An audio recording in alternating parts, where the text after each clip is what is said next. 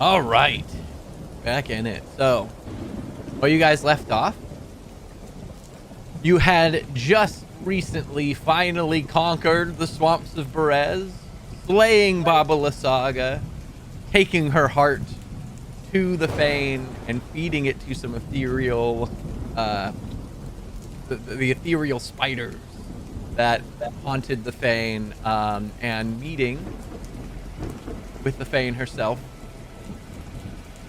to get some information about the past of Barovia. You were granted some visions of the fall of Strahd and gathered your things and are now heading north with a dragon skull in hopes of heading to Argynvostholt and eventually the Wizard of Wines to return the additional gem that you gathered in the swamps of Berez to its proper home. Is there anything that I missed or anything that anyone specifically wants to mention before we continue? We do not have the dragon skull. It was TP'd there. Right. Oh yeah, as far as we know. As far as we know. That's correct. Have is a loose term. Yes. Yeah. Any other points of reference or note before we continue along our way?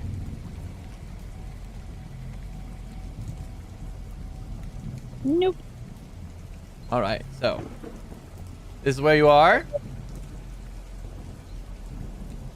You guys need to head up this way, and then your options are, so this is about half day's journey, which is about as much as you have left in the day. By the time that you ventured through the swamp to the Fane and are leaving the Fane, you have about half the day left. You're going to have to get across the river, but once you do, you'll get to about here by evening time. Then you have the option of either trying to skip through the forest the way that you did last time into, how do I do this again? Right click. How do I do the, is it alt click? Control click. All right, okay. So you either have the option of trying to skip this way to Argynvostholt through the forest, or you have the option of continuing the path up towards Vallaki and the Fork of the Pisani camp and going the long way around. Once you are at Argynvostholt, then you have another journey to do where it will take you another full day to reach the road. And then, oh, that's the wrong way. Another 3 days to reach the Wizard of Wines. So you have a decent amount of travel in front of you, which you are able to shorten in some ways, depending on how carefully you manage your choices and your spells. With that in mind, allow me to give you guys a bit of a more appropriate map to look at while we travel.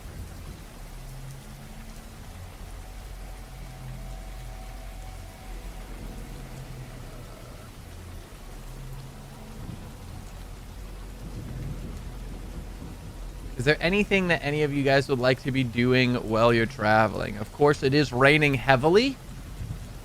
The fog is very thick. You can tell that the rain almost stings as it pelts you. You know that Strahd is angry, and you have not seen a pause in the rain since before you arrived in Berez days ago. And now that you are leaving the swampy cover and foliage of swamp behind, you are now running into a position where you are more exposed to the elements once again.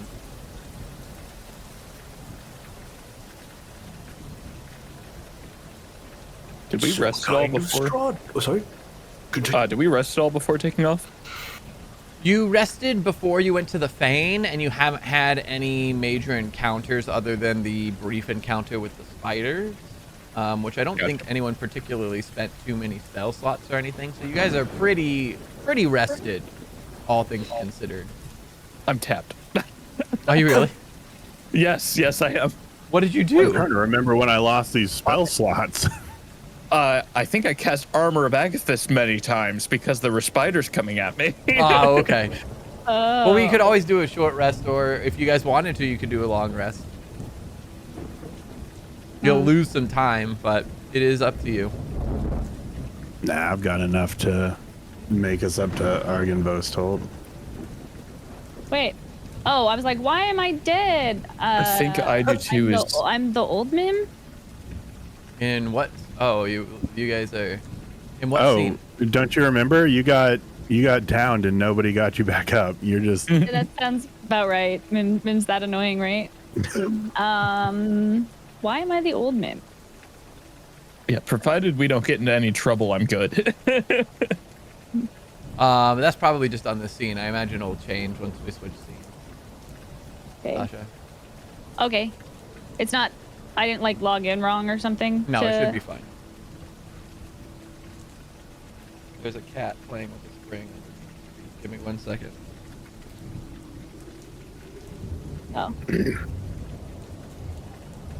Alright.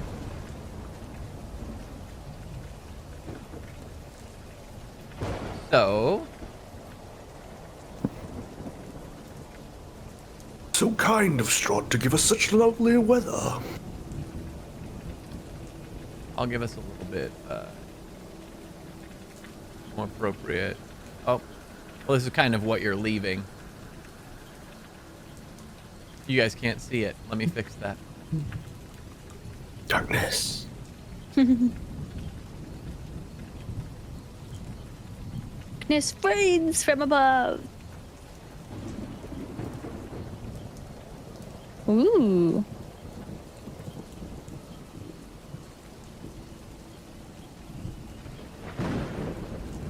And then... Is the map pinned in? Yes. No, that's a different map. Yo, you want to go back to the map? Here's the map. Just, well, let me screenshot it really fast with all the stuff we have on. Here, I can zoom it out as well for people Yeah, that'd be viewing to see. Beep, beep, beep. Thank you. All right, so.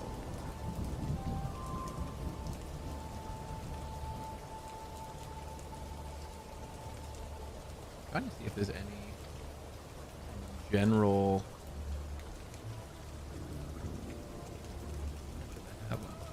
Anyway, so you guys are marching north. What is your plan to get across the river? How wide is it? The river itself is, let's see, about a quarter mile. You can see the other end when the weather's clear with the fog. You know how wide it is because you've crossed it before, but pretty thick, deep. Okay, so what we saw is that's where we're at right now. What you showed us in the next scene. That's where that's the Fane that you're leaving. Yes. Oh, okay, cool. That's what it looks like. That's what you were telling us. Okay. Well, I can fly across the river. What are your guys' plans? We were going for a boat, last I remember. Oh, yeah, we were going to see if we could find our boat. So that is true. You are on the opposite side of the shore from where you parked your boat. Wait, how do we get on this side then? There. You were ported over there. Oh, what? How wide is the river? Oh, About a quarter mile wide. I wasn't very thoughtful of the thing. Well, she doesn't know you had a boat. Yeah, well, she's supposed to know everything, so. 5,280 divided by 4. 320 feet, okay. I'm gonna turn to Alistair. Like, you can still fly, right? For a short time. After that, not until I get some sleep. Okay, well, like, what's the short time? About 10 minutes. Oh, that's It's plenty of time to go a quarter mile.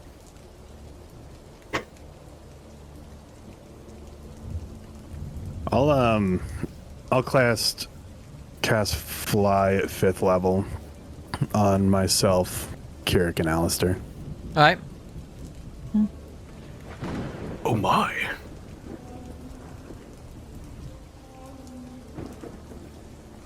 And Irina. I mean, I'll cast fly on myself, Kirik, and Irina. All right. I will say, Mim, just due to your size and how heavy the rain is, you're gonna have to do a little bit of acrobatic maneuvering to prevent the rain from battering you down. Everyone else is large enough that it's gonna be rough, but not as. what? Their wings are a little bit sturdier because they have a little more surface area than yours. How much does Mim weigh? Alistair doesn't even know how to fly. I'm a tiny creature. That's a valid point. Alistair is new to Sorry, wings. Alistair. Technically, game mechanic wise, I can just keep spamming my teleport and fly by falling. Oh my god. Oh, just Falling with switching style. Yeah, with. just over and over again. That's so good. Well, either way, whatever way you choose to do, let me know. Ryan, we're getting across this river, hell or high water. That's fair. So you, That's the phrase. Andar, Kirik, and Irina go sailing over the river. Mim, you go buzzing across. Roll me an acrobatics check. Can I just have Mim hop on my back? Sure. Yeah, that's fine. I'll do that. I'll see her struggling and then stop a little bit and watch it for probably a little bit longer than I should. And then fly over there and gesture for her to hop on my back. Ooh. Thank you. Didn't I have to do this before? Ages ago, there was a period where you rode on Andar's shoulder like Doctor Who, and he did not enjoy it a great deal, and it hasn't happened since. Yeah. What does Andar's Oh, wait. flight spell look like? Is it just us hovering, or do we grow wings, or? You're just surrounded by a very faint pinkish purple mist. Okay. You're Peter Pan with Andar pixie dust. Okay. Then I think it's very obvious that this is Kirik's first time flying, and he's like going upside down and like Charlie in the chocolate factory with the yeah. Astronaut using in the- space.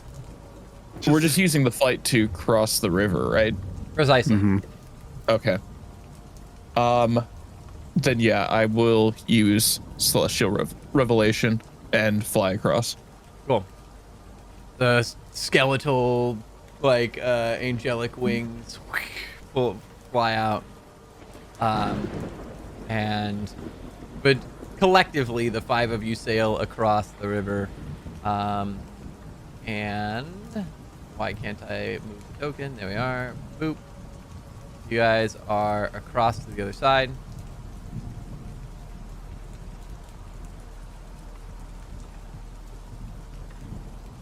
And at this point, you enter into the outskirts of the swamp. Yay. And you're traveling through what looks essentially like this. Yeah, not yay. You have a few hours of time just kind of trudging through the mud. The foliage kind of goes through cycles of the more swampy canopy that seems to give you at least some respite from the heavy rain. but carries that sort of musty, swamp, gassy smell into and over time it starts thinning out, and you're getting more and more of the kind of what would be in like almost like autumnal forage of foliage of thinner trees and more kind of solid pathway shrubs as you exit the swamp.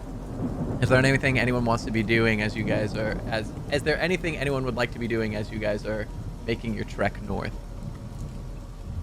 I'm continuously casting Shape Water to have a little magical umbrella over myself so I don't get wet. When we land, I don't hop off of Andar's back. Unless he shows. He will begrudgingly be okay with that. Hell yeah! I'm in a long rest. Just kidding. Mim is full on like gremlin backpacking Andar under like flutters her wings off and sprays a little water on the back of his head and ears.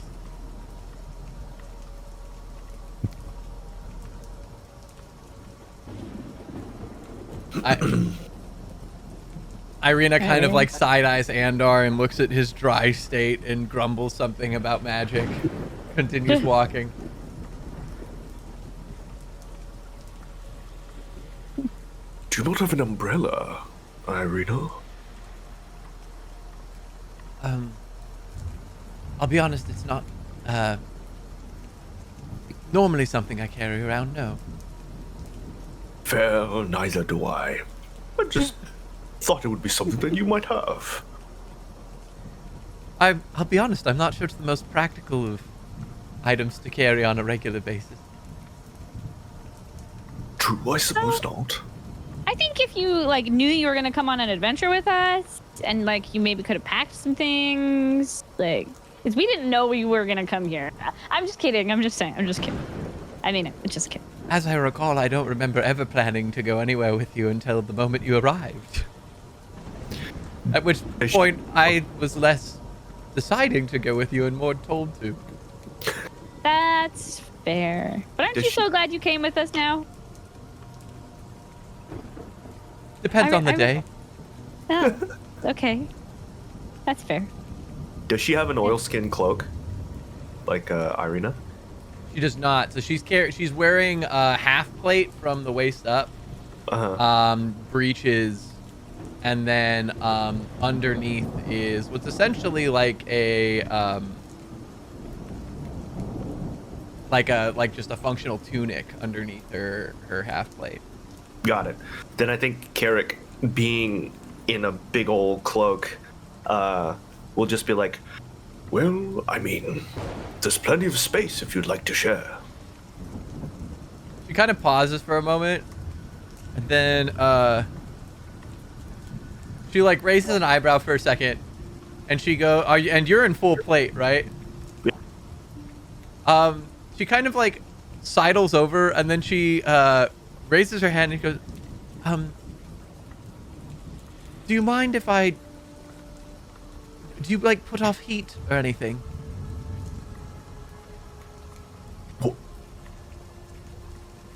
What? I don't understand. Well, you said that you're related to dragons. I don't. Do you put off heat of some kind? Oh, are you asking if I'm cold-blooded? Well, no. I assumed the opposite. That maybe there was. You mentioned you breathe fire. No, not at all. Oh. Well, then are you cold-blooded? No, not at all. Oh. All right then. And she kind of like sidles underneath, like her kind of shoulders under part of the cloak. Mm-hmm. Uses as a big kind of like a half canopy. Yeah, he'll just raise one side of it to kind of make sure that it encompasses her, and he'll just be like, what an odd question, but I suppose it makes sense. You do know there are other colors of dragons, right? Well, of course there are other colors. Everything has different colors. There are other colors of humans too. I knew I liked you. Irina. Oh But- my god. But out of curiosity, they all breathe fire, right? That is the thing. No. All white dragons breathe ice. Black dragons. Like solid breathe- ice? I think it's more like frost energy.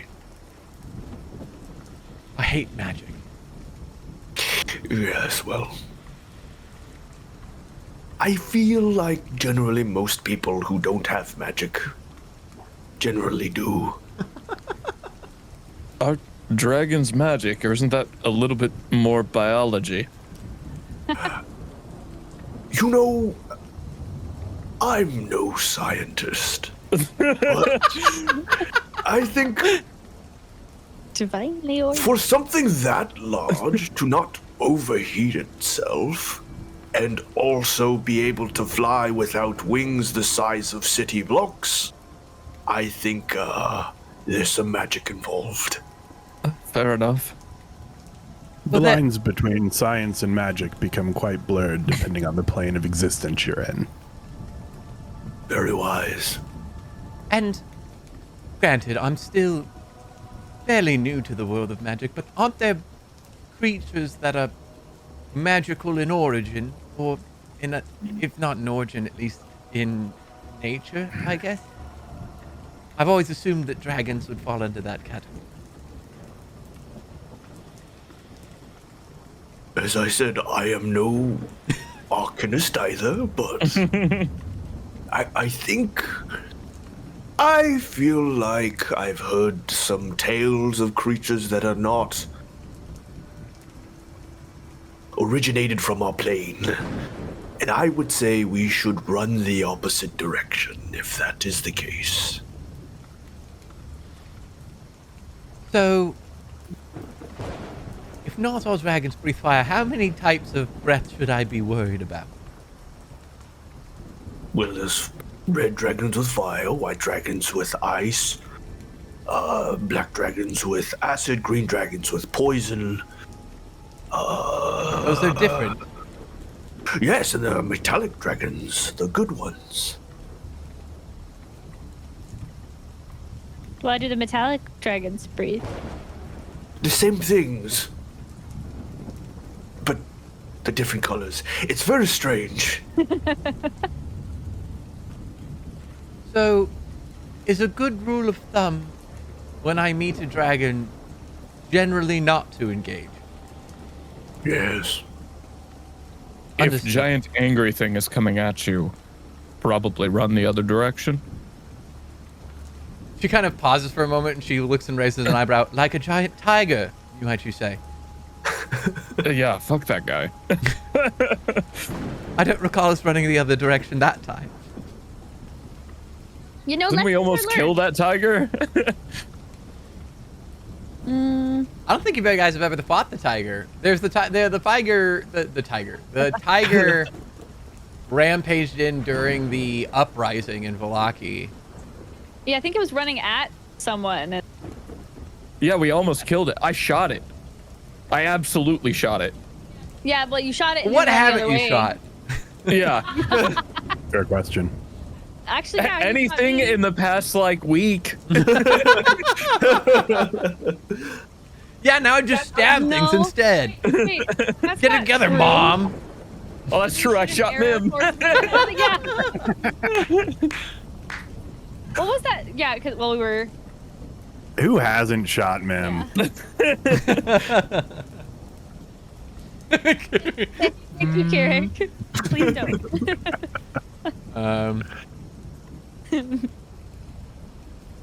All right, so you guys continue to trudge along. The rain is brutal. It's unending. It's wet. It's cold. It stings against your skin, and the drops are thick and heavy and rapid.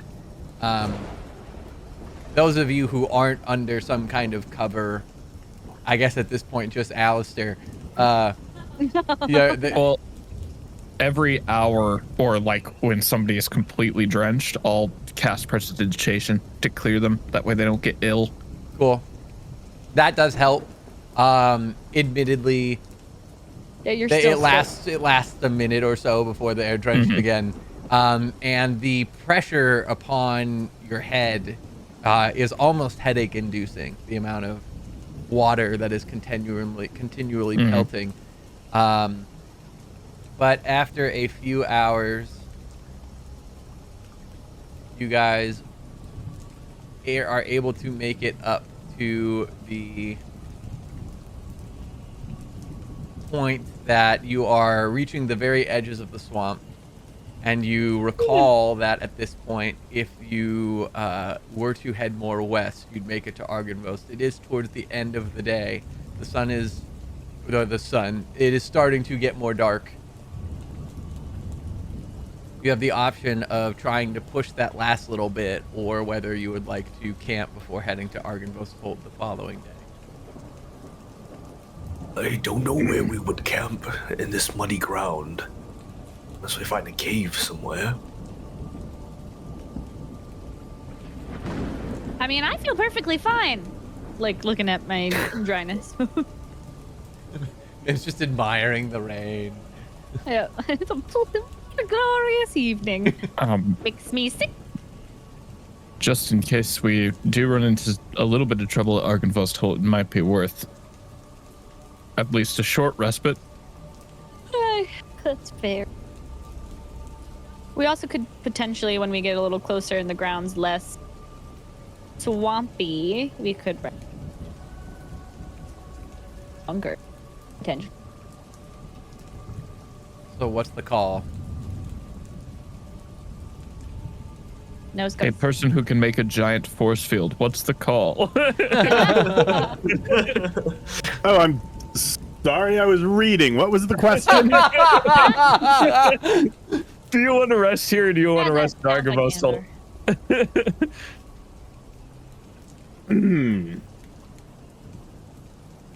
Well, and he has to switch pages of his book to see the map.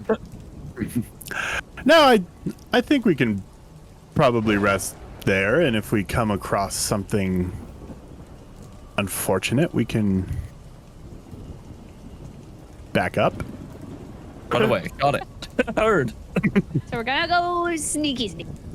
All right, are you guys This giant flying over the woods the last chunk, or are you guys walking through the woods the last chunk, now that you're going off path? I would like to walk and send Doctor Who ahead to kind of scout the location. All right. So, we got a buddy. Yay! Hey, he's probably You try to summon Doctor Who, and it summons a cat. I swear, guys, this never happens. All right, so you guys grabbed Doctor Who, flutters into existence, cracking and jittering, and you send him off into the rain. Are you seeing through his eyes, or are you just having him scout ahead and come back? No, I'm just having him scout ahead and report. Cool. So you guys... I'm quite blind while I'm looking through his eyes, and that would not be conducive to wandering through a swamp. That's fair. So you guys start heading into the woods, and a little ways in, No. about probably halfway, you think, to where you suspect Argynvostholt to be, or estimate it to be, Doctor Who circles back and starts clacking at Andar. He doesn't seem to be warning you. He can communicate like the feelings telepathically with you. He doesn't seem to be like threatened. It doesn't seem to be a feeling of danger. But there is an alertness to him. There's something up ahead. Gosh. Well, this might be as good a spot as any to rest. Also, manifest shadow as well, Cool. just so he's out and about. And this time, I'll look at him with disdain because he's completely dry, because Yeah. he's immune to status effects. He kind of does like the straight up, like puts his legs up and floats in midair and kind of stretches a little bit. I'll shake my head at him and just ignore it. Alright, I guess if Andor's going to do the thing, I'll hop off his back. You know, when they Also, say in order to cast Tiny Hut, I would have to drop the little umbrella. Ah, Well, then I'll do a little. Wait, can I do that? Druidcraft for a little tiny breeze. Oops. Get away! I'm on. You could druidcraft a little breeze. It's gonna. It just help keep Andar's face dry, just his face. All right. If I could do that, yeah, like just like It's kind of not like. perfect, but it helps. I'm just picturing you chasing me around while I wander looking for a flat spot. Yeah, exactly. It's basically like Mim's like doing little puffs of air in Andar's. Yeah. Anna's very confused. I'm gonna watch that, and I'm gonna hold my shield above my head. Fair enough. Don't worry, Andar, I got you. Is it like, because you said it was going to take most of the day to get to Argynvostholt, is it like towards the end of the day? Yeah, at this point it's like Night. it's like nightfall. Great. All right, I'll find a nice spot and start casting Tiny Hut. Gotcha. Mim continues to. Oh, you have a cat stealing your pencil. You gave them a pencil? And I have no idea where it went. So, after a few minutes, Tiny Hut pops up. The ground is still pretty muddy underneath it, but at least it provides a respite from the rain, and the temperature is comfortable for the first time in a while. And you guys are able to essentially, you see Irina kind of like pulling up grass and using it to try and kind of like pat down the mud in such a way that the grass holds it together. It's very wet, very gross, but she's able to at least kind of create somewhat of a platform to put her bedroll out on. This is incredible. Andar, truly you are a master wizard. Huh. I mean, yes. Yes. I would say that's accurate. He's better than a master. He's like the god of wizards. The amount of times Andar's like saved our life and he carried me this far. Wow. You know what? All right, Tiny Fairy, calm down. No, I just feel like you deserve to be praised. Thank you, Lord Andar. Well, I appreciate it. If I remember correctly, I do think Lord Andar is accurate. You said that your father is of noble descent, correct? Yes, indeed. Perhaps we've been mistitling Andar this whole time. No, formalities are uncomfortable. Lord Andar. I am not my father, Oh. nor will ever be. Oh. Sounds like there's a little bit of a story there. Mim's gonna like in the air flutter and like kind of sit down crisscross and be like staring at Andar, waiting. Oh, no, he's a politician, and I've no interest in politics. Oh, okay. Not. He was a fine father. Is a fine father. Oh.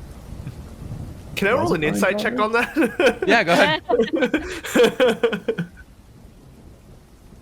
I never knew my father. Andar, you can roll either persuasion or deception. You don't have to tell us which. You just have to tell us whether it beats a dirty 20. Oh. So dirty. It's a bad little 20. Oh. Oh.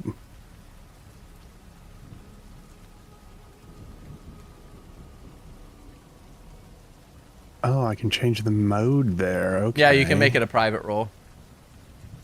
You can do it a private GM one, and I'll see whether it succeeds or fails, and then we don't have to say. I'm a fan. All right.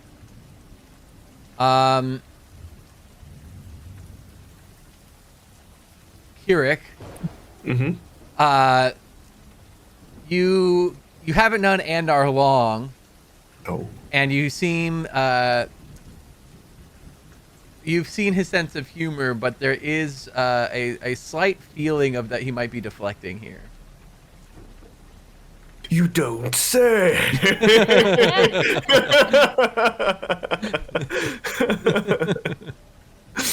So I'm not entirely sure what Doctor Who shot there, but I'm going to try to see. So Doctor Who's outside the tiny hut, Okay. and I'm going to see through his eyes and see if he can take me to whatever was alerting him before. Andar's eyes roll back in his head. And are we at? But And his gone. pupils go white. Mim starts talking at him, and he has no expression. From Doctor Who, sorry, freaky. Mim's messing with Andar. Doctor Who flies out, Still hear you. Oh. and through his eyes, you can see he flies maybe about 1,500 yards from you. Is that still within range? I don't think so. Okay. Let me check.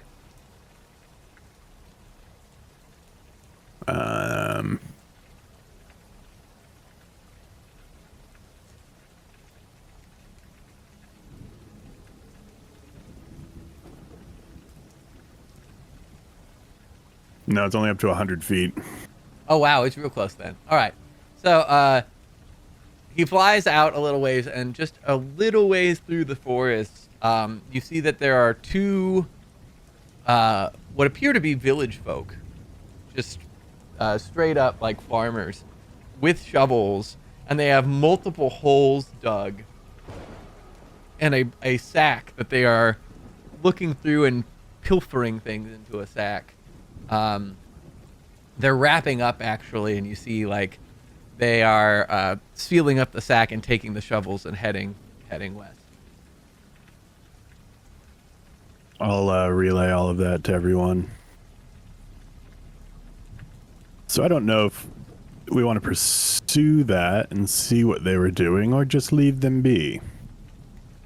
I will say if I leave the tiny hut, it goes away, though. So were they were grave robbing? I don't How know. close are Did it look like, was there any gravestone or anything by the holes they were digging? Well, they were digging and taking things out of the holes, right? Correct. I guess. I thought we were. And there weren't any full gravestones. There were some sticks that could be makeshift grave markers. Possible. Or there's treasure hunt.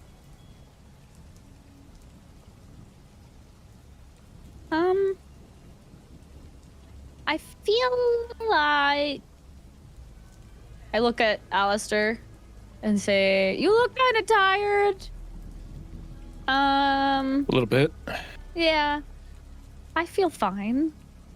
Randar has to stay.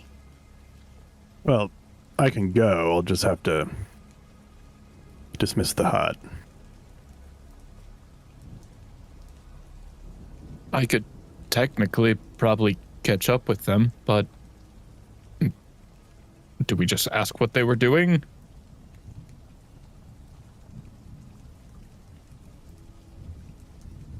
I have really bad trust issues now. Well, always, but now because, you know, you think you're helping people and then they're not the people you think. And then Barovia is all about what if it's secretly Strahd?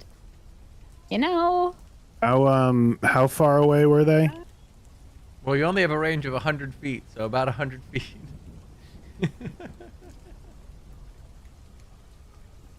I'm pretty fast. I'll be honest, I thought it was farther than that. Well, an owl can see pretty far, right? If he saw them in the True. distance or I whatever, mean, it is so- foggy. We're a little over 100. That's true. So it'll be, we'll say it's about 200 feet out.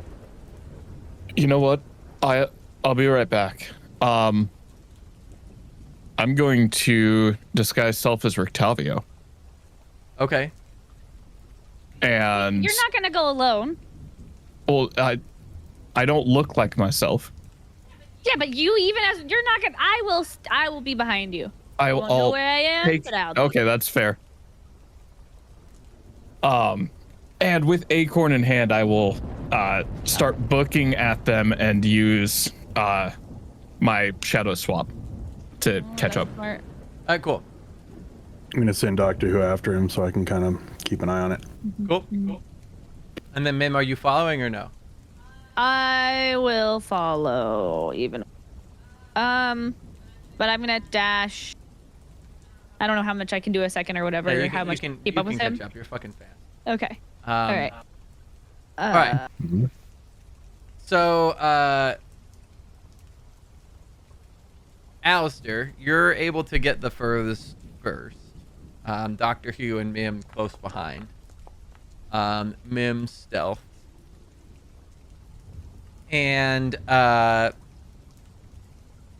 you see them at this point. They have the sack over the shoulder. They've got their shovels, and they're walking off into the woods to the west. Once you spot them, what do you do? Friends! They turn and they look at you. They see you. Their eyes go wide, and they book it. I'll take off after him. All right. So you start Do running. I see that through Doctor Who's eyes? Yes. I'm going to stand up, dismiss Tiny Hut and Dimension Door in front of him. Hell yeah! Let's go. Oh no, think- poor Kirk and Irina. Yeah. I think Dirk was like starting to take something out of his pack, and then the rain just goes. And he just goes oh. So Kirik and Irina are in the hut with Andar, and then all of a sudden there's just a whoop, and Andar just gets literally sucked through the ground, like falls backwards into a portal. The tiny hut collapses, and Irina just looks at Kirik. I suppose the tea will be cold.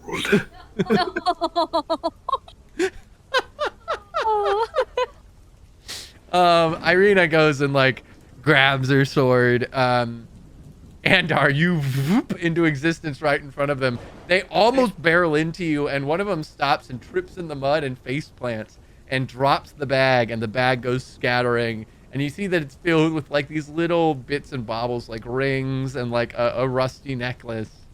Ugh. Friend, Why are you running away with all of this? Hey, we didn't mean no harm. We're just, they're not using them. I swear you can have them. We didn't mean anything by it. No, I don't want that. Why are you bothering us? We're just trying to make a living, you know? They're the one like crawls them up. Oh, shit. Oh, what was that for? You all scared the shit out of me.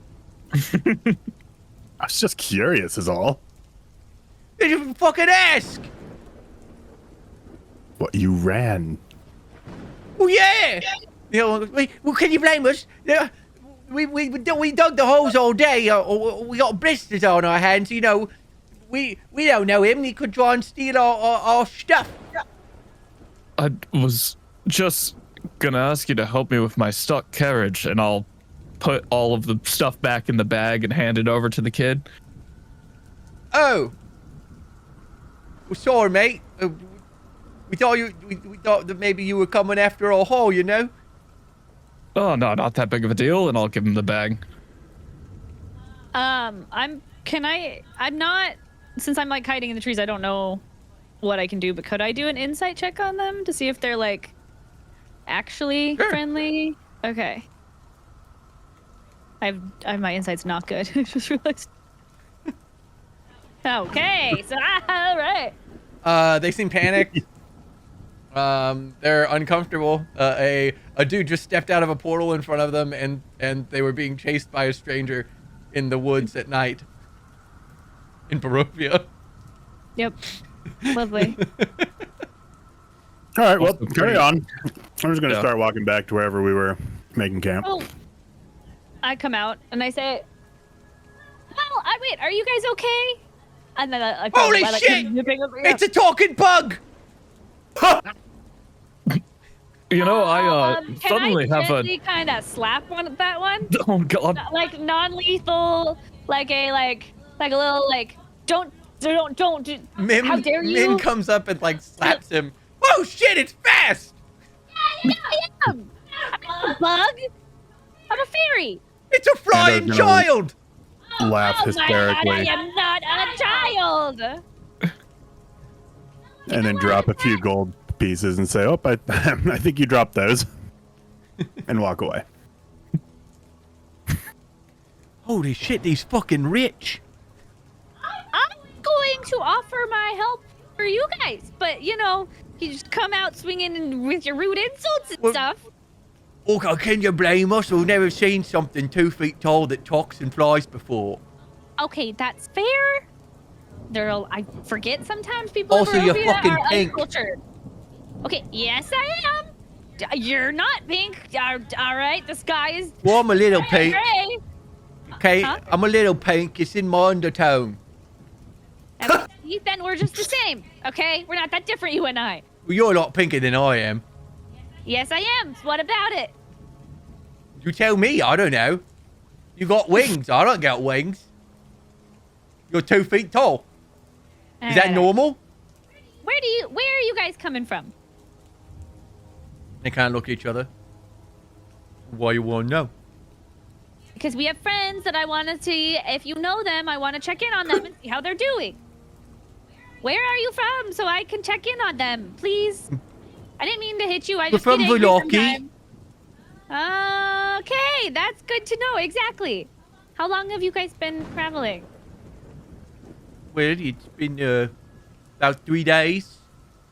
We worked our way down here, found some old castle filled with ruddy ghosts and shit, and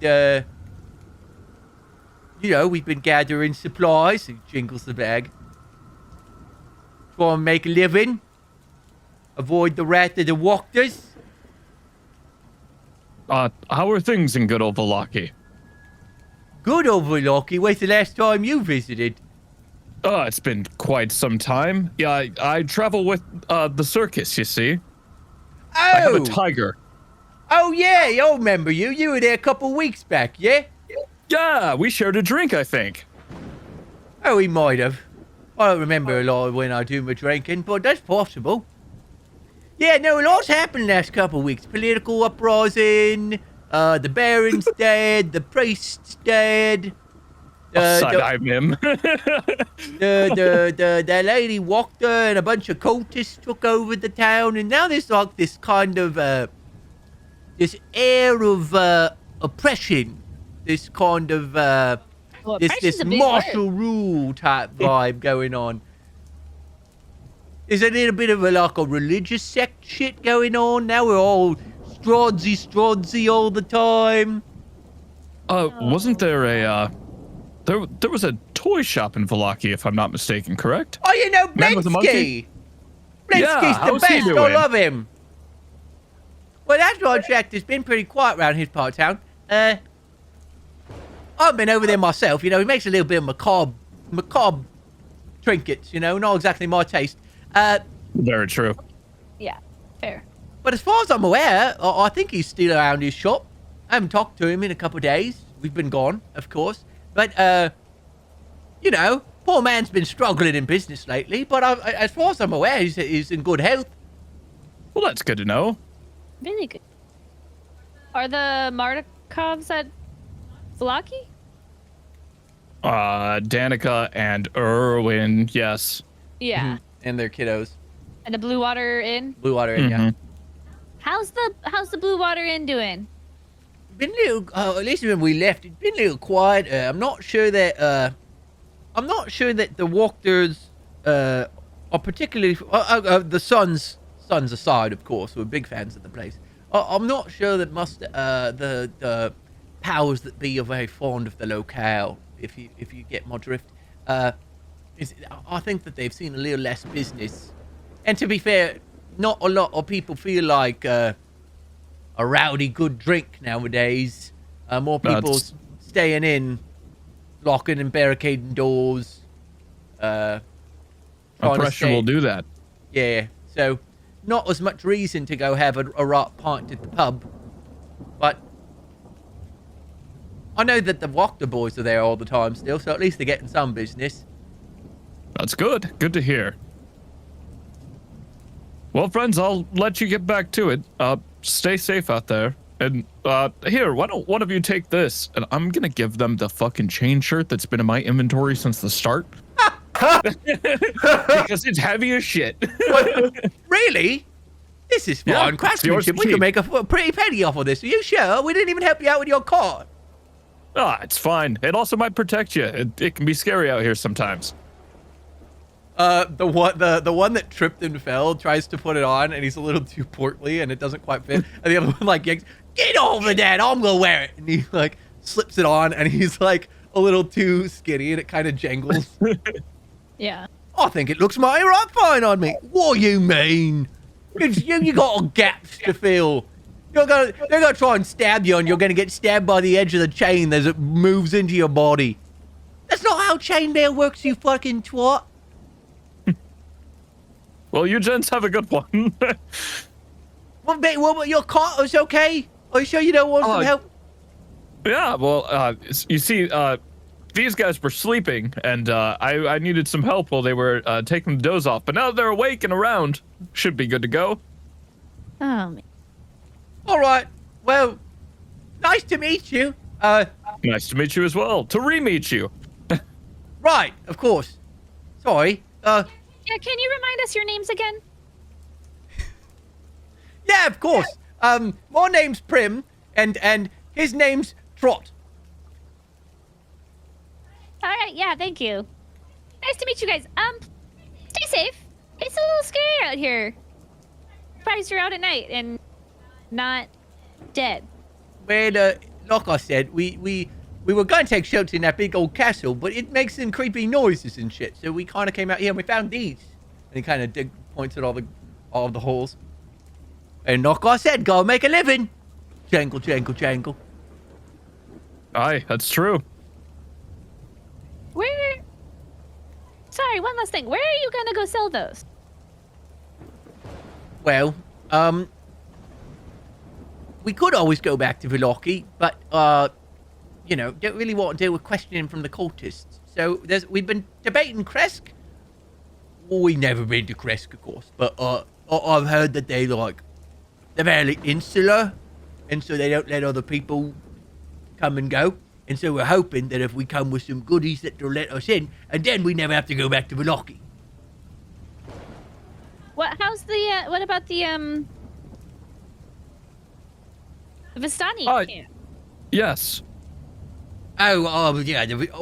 I'm not sure I trust them Vistani. They're you see, we got this. We earned this bag. We go sleep at the Vistani camp, and our bag's gonna be gone when we wake up. I don't want to wake up with a knife to my neck, you know. Yeah, I get. But they're that one camp that was by Valoki. They're still there? Oh, we ain't go check. Okay. Thank you. Anyway, goodbye. Nice to meet you again. Fly away. All right. Well, stay safe, and thanks for the shit. Of course, anytime. And I'll start walking back. About this time, Andar's pretty far way back. Irina's trudging through the mud trying to get there and runs into Andar. I think Kirik is like right behind her. So Kirik and Irina are trudging through the mud and run into Andar on the way back. Oh, is everything taken care of up there? Yeah. Yeah, just some people trying to make a living in a tough world. Did we leave some stuff back there? Can we set up camp up here? I'd rather not like to walk all the way back. She's kind of like haphazardly holding her bag over her shoulder. I got everything fine, I think. Did you on Alistair and Mim, did you guys leave your stuff? I probably would have just my stuff. Yeah, I probably would have just kept mine too because it disappears when I use Mask of Many Faces. All right, cool. So then everyone's got their stuff, so she's just got her bag. No, unless you left anything. Then no, I think we're good. Wonderful. Next time, could you warn us before you? Oh, yes. Sorry. Apologies. Cool. We'll fix this and just gesture to all of both of them. Once we get some Disheveled, shelter wet, up. covered in mud. I'll just start casting Tiny Hut in a nice flat area there, assuming that The others Mim and are gonna get Alistair are back by going to be 10 minutes. back within 10 minutes. On the way there, did we happen to pass close to or see the graves? You wouldn't. I guess it's only like Just 200 curious. feet. You'd probably see the end of this exchange in the distance. Yes. Okay. The end of this exchange. So by the time that you run into Andar's past the graves. The graves are beyond Andar, and Mim and Alistair are finishing talking to the other two. Does Kirik see that there are holes there? I would say yes. Okay. Then I think he will head to the graves, and everyone will see kind of a body shift as he gets much more stiff, and he will proceed to refill in the holes. Do the bodies look tampered? They look jostled, for lack of a better term. They've been manhandled a little bit. No. So I think he'll take out a little. Sorry. Bodies, or are they like skeletons? They're full skeletons. They're all worn down. Got it.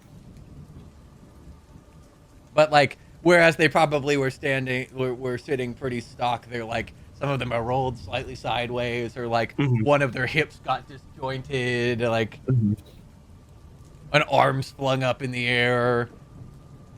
I think Kirik will take the time to re-dignify them, and then fill in the graves and say a prayer over them before heading back to the group. Seeing that happening as Alistair and Mim walk away, and the other two having the generosity that just showed, oh, sorry, we didn't mean anything by it. They're gonna come with the shovels and just start like dumping dirt into holes. Like, sorry, we didn't mean to. We can put them back. I think Kirik looks at them and he goes like, "Was it you two boys who did this?" No. They kind of stiffen.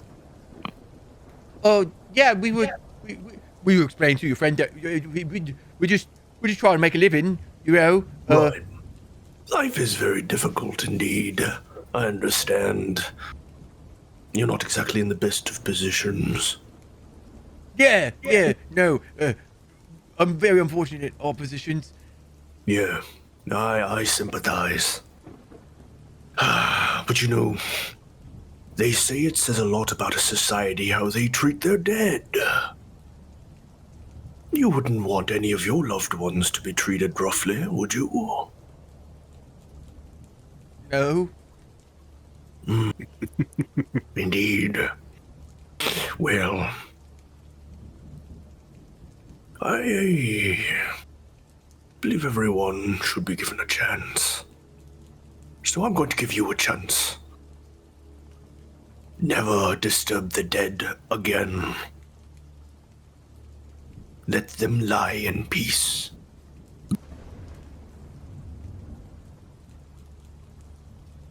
But sir, then how are we going to make our money? You have two hands? Oh yeah. Do you know the punishment for grave robbing where I come from? Well, honestly, frankly, sir, we don't know where you're from. Fair enough. It's beheading. They both kind of gulp. I think you two boys seem pretty industrious. I'm sure you can find another lovely trade.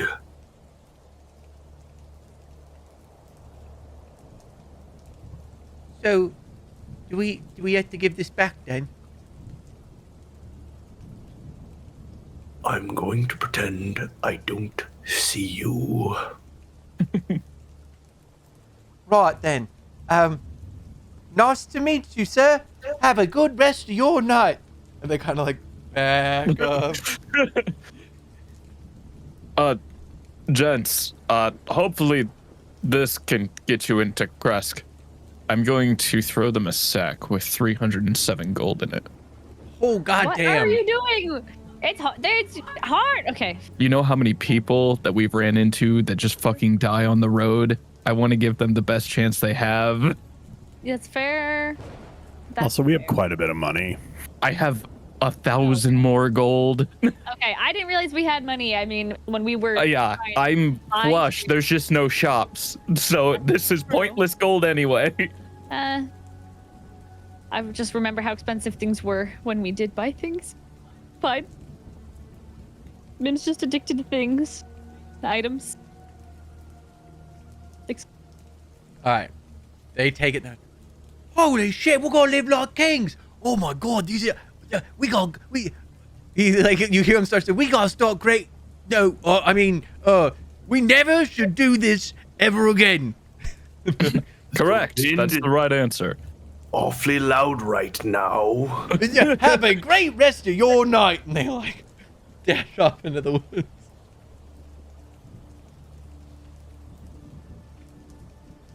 Quite the generous heart, Alistair.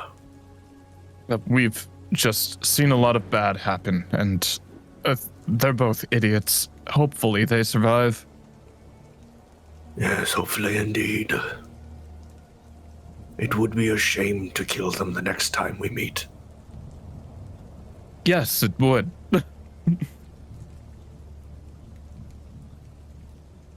Is Kresk not a monastery? There is a major monastery in the city. Ah, yes. Do you think it may be a poor idea to send known grave robbers to a monastery with a large graveyard? I would like to have hope that they won't do it again. And also, I know the person currently in charge of the monastery. Trust me, if they... She's my sister. If they grave rob, they won't be doing it again much longer. No, indeed they won't. She's like me, but like way bigger and strong and awesome and very scary. All of these things. Very good. It would be interesting to meet them. Well, Very interesting.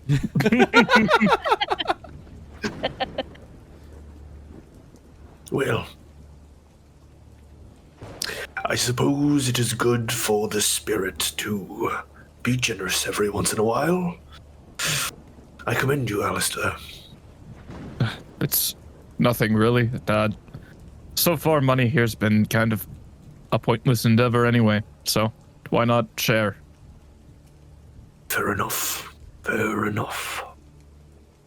Well, let's get out of the rain. Hi.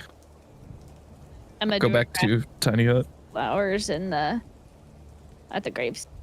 There's one little because I'm not that strong. I think Kirk will look at you very thankfully.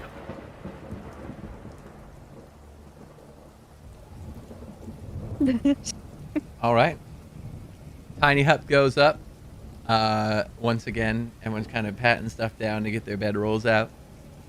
Anything anyone wants to do before you guys crash for the evening? Finally, now we can finish the conversation about Alistair's or Andar's dad.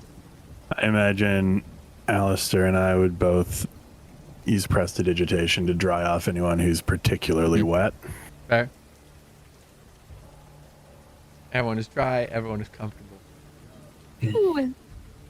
So, I like roll out my bedroll like, next to Andar. And I just sit up and on it. He's gonna scrooch his stuff over. I scooch my stuff closer. Oh boy. If he does it I'll just again. roll my eyes and pull a book out. Okay, so Andar, you were telling us about your dad before we got distracted? I believe I told you about him. He's a politician. Okay, okay, cool, I guess, but not because apparently politicians are bad. But also, like, I never had a dad, really, necessarily. So what was he like when you were growing up? How do you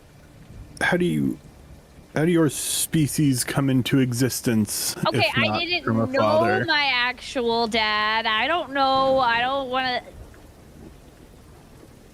Don't remember my dad. Is that why you'd like to know mine? Yeah. No, I don't want to know him. You seem to not like him. But I need to know a little bit more about. I don't dislike him. Oh. He gave me love it? everything I needed. He Did provided me a wonderful education. Do you love it? Yes. Insight check. I would like to join in on that one. All right, Andar, throw me a deception or persuasion. Oh man, I keep rolling like shit. Yep, What I did rolled do like to crap face too. Those guys. So tempted to go stab those. So funny. You, go ahead and make it a private if you want.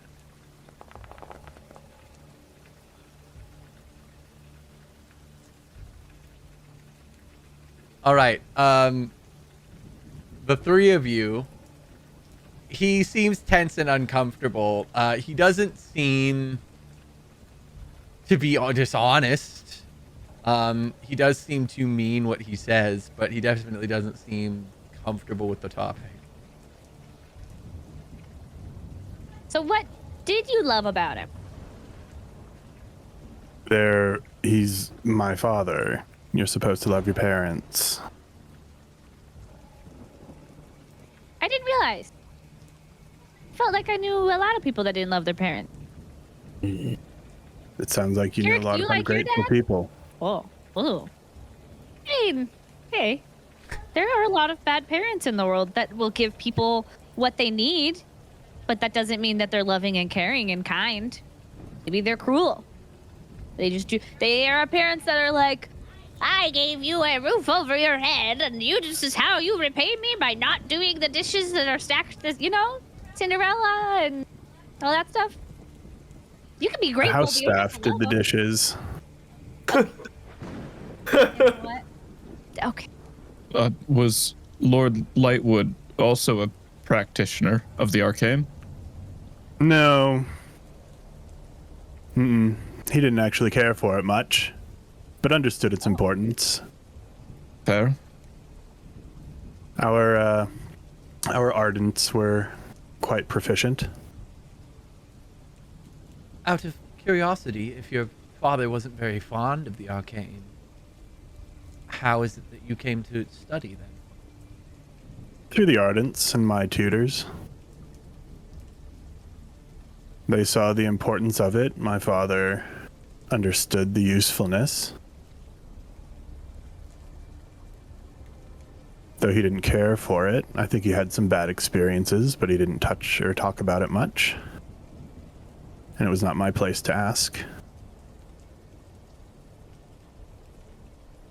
Did you... Wait. Go ahead. Did you want to study the arcane? Aren't you from a noble family? Yes. Interesting. What you want, at least from where I'm from, depending on where you're born into, is hardly relevant. I agree. I'm just surprised considering it always seems something that you were perhaps not enthusiastic about, but seem to take in pride. at least. Precisely. And you're really good at it. Well, it's a lot less work if you learn to love the thing that you're studying. But you love it at I bonded quite well with the Ardents. They're wonderful teachers.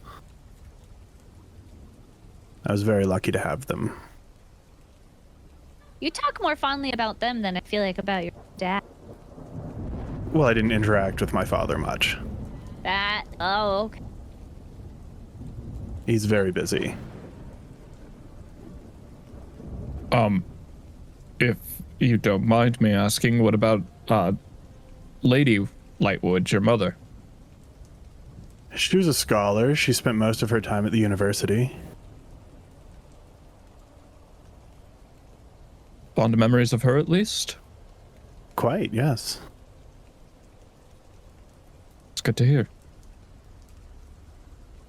Do you miss your family?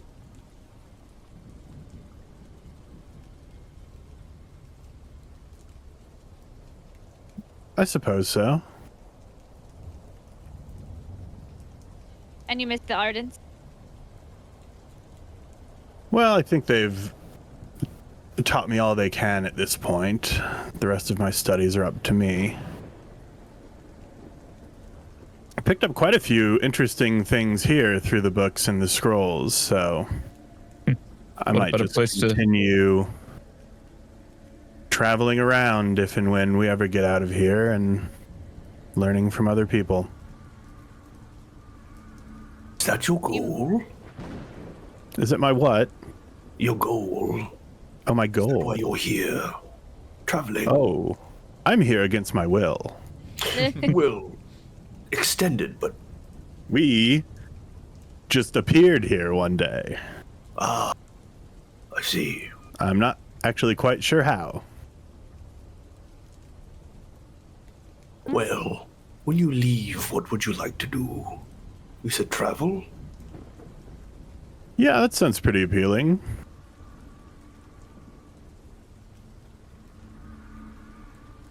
Wait, so who's all going back home after we get out of here? That's... And, or Alistair, are you going home, or are you gonna... adventure? That's a pretty wild term for me. Ooh. Yeah, this is what I've been doing since as long as I can remember. I don't really settle down. Here, Go ahead.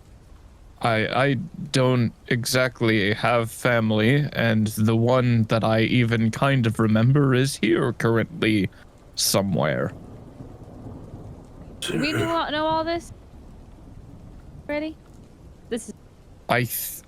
We might have had this. I might have had this conversation with Sten. You guys might not know Okay. that. I would have said it though. I do think that that's new info because I think that most of that conversation has been in private. Wait, what? Yeah, I currently believe that Strahd has my sister. Wait, okay, this changes everything! Awkward. Very. Yeah. Okay. Why am I just now learning this? Did Sten know this? I did tell Sten. I thought we were friends! We are friends. I have little to no recollection of this person. Oh. Aside from their voice. That's really it. And I was told by Strahd that she's my sister. I don't know if that's true. Yeah.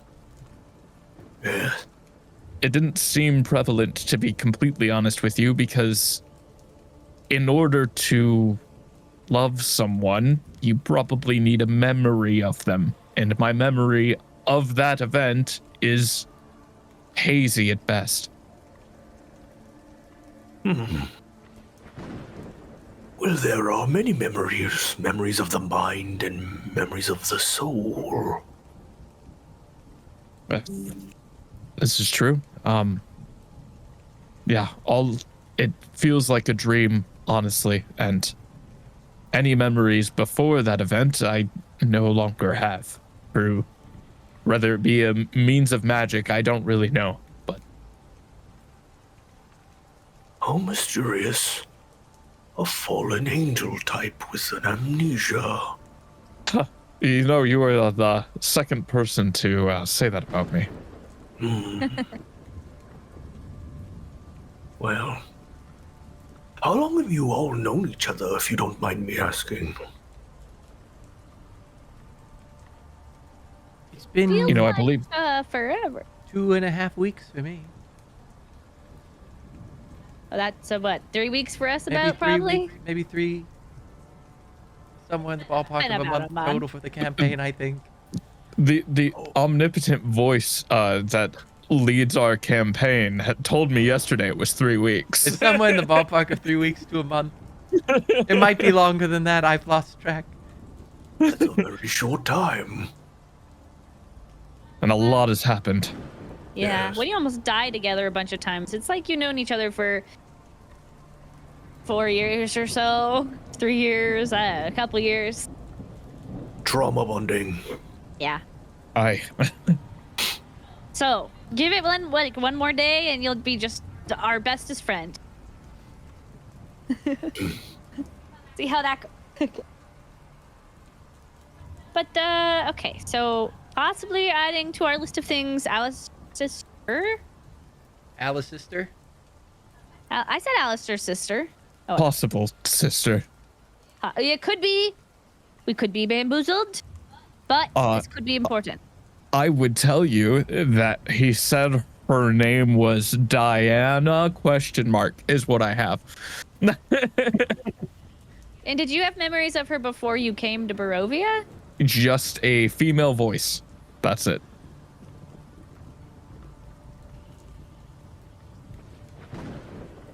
And where did Strahd? Is she willing with Strahd? Is she captured? What did he tell you?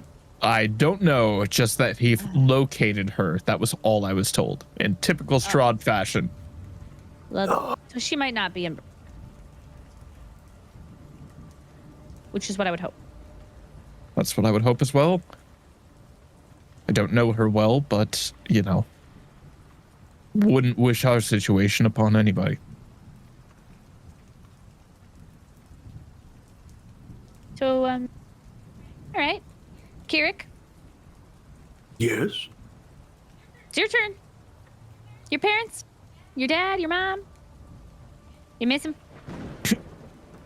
It's hard to miss someone you don't know, but, Oh, yeah. I do get that. miss my caretakers. I think of them as my parental figures. I come from an order where you're passed along as an egg to the good of the community, so you don't know who your parents are. Sort of like a shared societal burden. Burden. Yes. Don't think I like that. Neither did I. What have you... Your parents? You said you didn't know your father, your mother, your sibling? Yeah. Most of my recent years, especially, I just was by myself in my treehouse. These guys know about it. Yeah. Your treehouse. I do miss my treehouse, but I think maybe I won't. Maybe I'll join Andar in his adventures, or we'll. I'll look after up this, from I'll the go book find- I started immediately reading after questions stopped to me and give her a skeptical little single eyebrow raise. I'm just gonna ignore him. Or maybe help Alistair find his sister if that's something of importance. You know, I don't know. My treehouse was... All my friends were there, but... You know, I found some better friends, I think, here. Oh, For what it's worth, I don't know if finding her is important anymore. I know it's only been 3 weeks, but a lot of stuff has happened. Kind of made me change my priorities a little bit. Okay, What Alistair, well, I'm just trying to find a reason to not go home. No, because I no, want to stay with my friends. But it's fine if you don't want me to go with you. No, you know, I've been thinking about maybe staying in Barovia. Oh. Velaki isn't in the best of shapes and currently doesn't have a chapel. And I Why is happen that? to be, the insurrection that was thrown had some casualties. I think you see a big smile kind of creep onto Kirik's face, which is a little disturbing because he has a snout, so it's very wide. But he goes, a fine choice. You could almost say it's divinely ordained. Indeed. You're growing up, Alistair. If you can hi. saying. If that is something that you choose to do, you might happen to know somebody who knows a little bit about the politics of Barovia and might have some political sway that might be able to help you out. That'd be nice. I think Alistair would blush a little bit at that. What is this? That's Irina being like, everyone's talking about home and I fucking live here. I can be useful too. No, I think there's something a little more there. Looks like there's a little bit more going on. Ryan, as Irina flirting with Alistair. Just so we're clear, Alistair totally has a crush on Irina. Okay, but Mim does too, so maybe Mim's can... I'll stay tuned. I just snapped the rubber band out of my mouth. That hurt. Oh, God. Now the DM's flustered. I laughed so hard it went... Well, Mim, if you don't have anyone to join at the end of this little adventure, and if we're all alive, that is. Actually, even if we're not alive, you're always invited to join the Death Cult.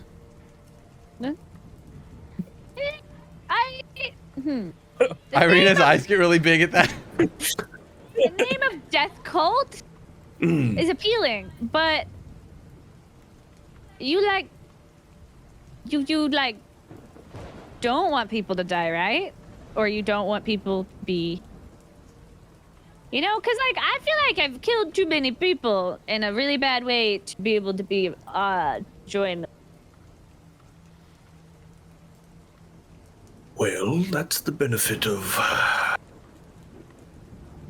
I suppose, working your debt off, if that's the way you want to view it, but,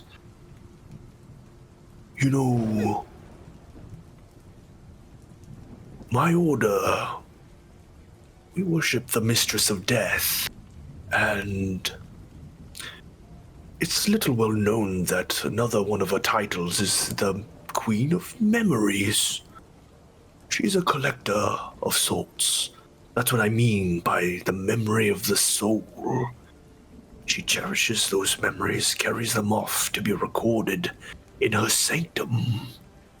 Part of my job is to make sure that those who die are remembered.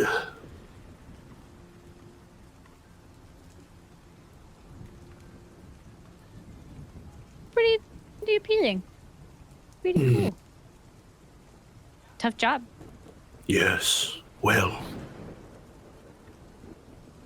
just as she carries the memory of all that have died, it is your duty to carry the memory of all those you have killed. That is your burden, your penance. Oof. Yeah.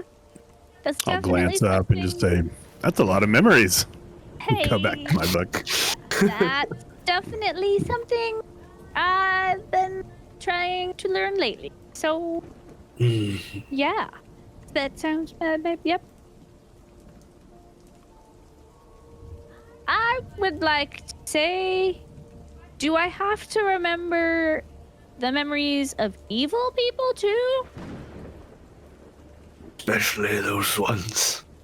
Okay. All right. That's fair.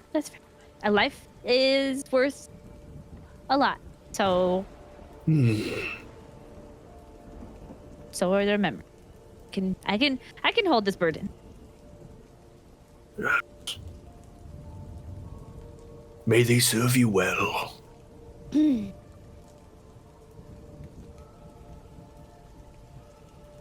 Does anyone want tea? It's rather cold, but... Oh my god, yeah, I would love tea. Okay. Absolutely. He'll just start making tea.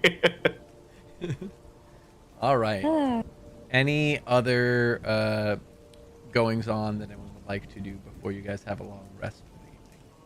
Yeah, I'd like to read my fucking book. Okay. How many tallies do you have on that? Hold on, let me pull it. I think I was getting close, which is why I've been trying to read it more. Mm-hmm. I'm 13 hours in. Okay. And does it say how many it requires? It needs 48. Okay, well, there you go. I think I was getting close. Cool. Yeah, I'm not close. What is this book from? You guys It's the found Tome of Understanding. It increases Wisdom, I think? wisdom. Yeah. By 1. It takes forever 2. to read. By 2. It takes forever to read. Mm-hmm. I'll do 4 hours. You're gonna read for 4 hours? Mm-hmm. I have to read this fucking book. Is it just riveting? No, I get so. I will say for 4 hours you might not get a full long rest. Yeah, I only need a short one. Okay. As long as you're cool with that. All right, so everyone gets a long rest but Alistair, who gets a short rest. Can I do a bathroom? Yes. I cannot because I have been deemed a prisoner by our own Do you cat. need to go to the bathroom? No. You can move him. He's sleepy. He's vibing. Cool. Well, then we'll take a quick 5-minute break for bathroom and water and other things. And for Andar to play endgame. I'm doing no such thing. If I'm only short resting, can I read through the night then? You'd be able to get 7. Okay, I'll do that. Cool.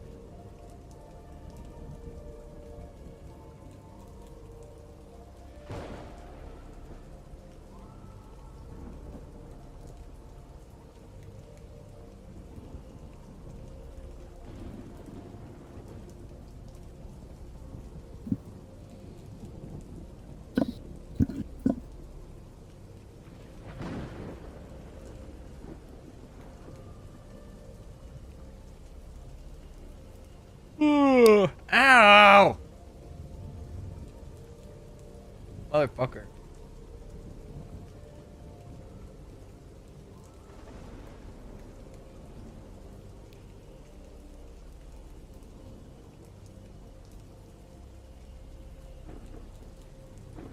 Did you not sleep well, sir? Oh, no. Why's that? Just stressed and knowing that I need to get stuff done just kept me awake the entire time. I'm sorry, dude. Nah, it's all good. It's not all good. It can suck. C'est la vie.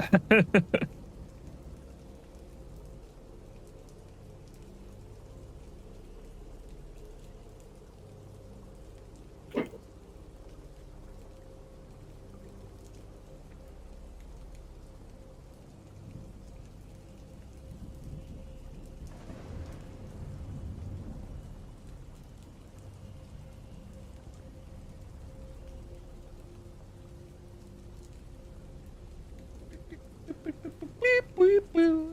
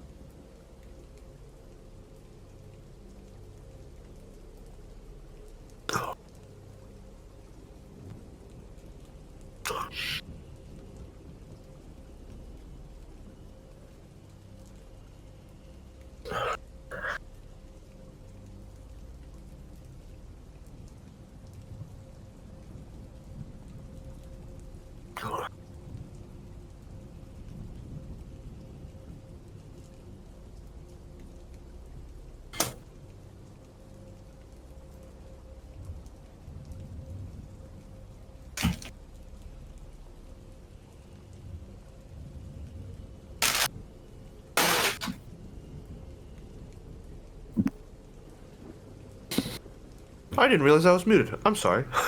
Oh, you're good. Listening to me eat. You're all good.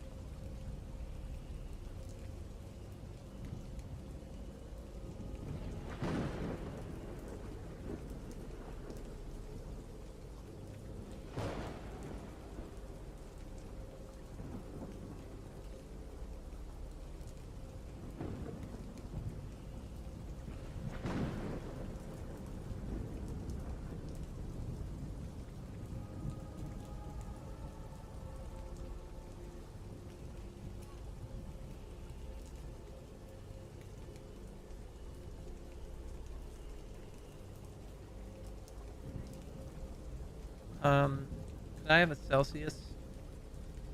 Thank you. And then, do we have anything munchy? Not like nuts, yeah. Cheese. I'll take some cheese. Huh? Yeah, exactly. No, I'm good. Nuts and cheese. That'd be great.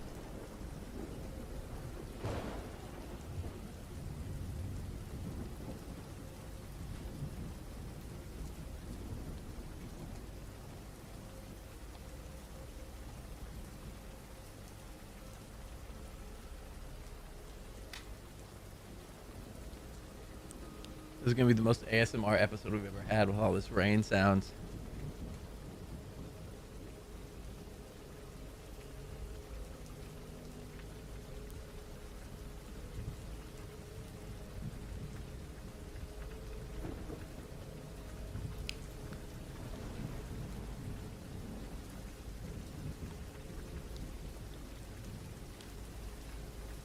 Hi, I'm Ryan Ross Live, and welcome to Barovia. That's very appealing. Today, we are going to be listening to the sounds of the Barovian landscape. Suddenly a scream off in the distance, and a squelch.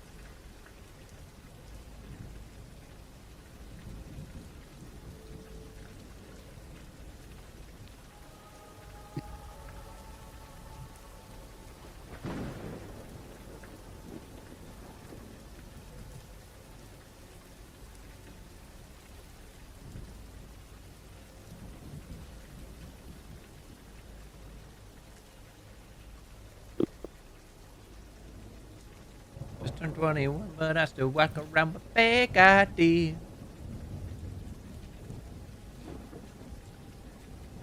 Cuddling with the homies, watching Stand By Me. I saw your head bobbing, but you're behind your wing. Mm-hmm. It's my favorite thing. It's how I start stream every time. I just dance to music in a blur.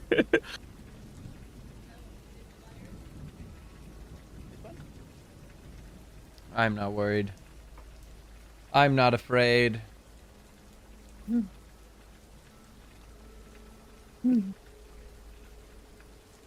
All right.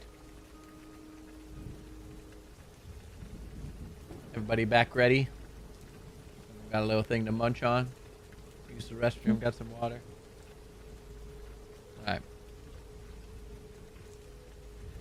So, you guys do manage to get a long rest in for everybody but Alistair, who gets a short rest. Hey!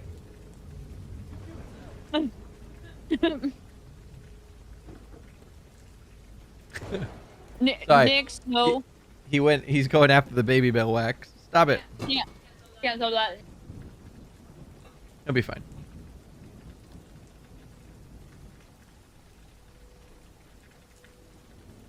So, y'all managed to get a long rest outside of Alistair, who gets a short rest, reading for most of the evening. And you guys wake up to a scene much like you left it. It is raining heavily. The fog is thick. If it weren't for the fact that tiny hut seems to be fading, it would be like no time has passed.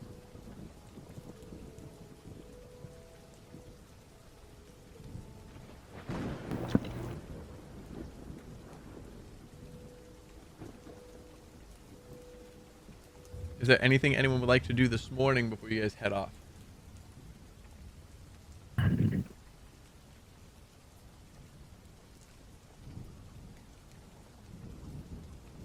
Going once? Going twice? Going 3 times? Alright.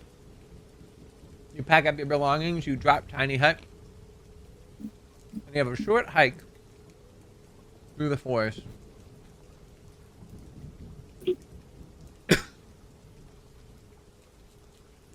Before you arrive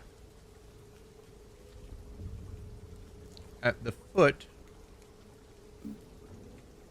of Argynvostholt. Do I really not have? Apparently I don't. Before you arrive at the foot of Argynvostholt. So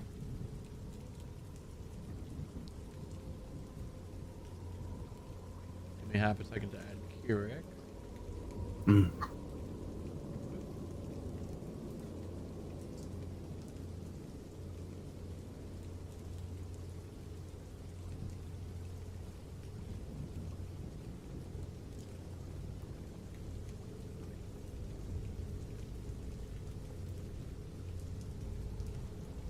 What color dragon is that statue in front of us? Is that a... That statue looks precisely like this.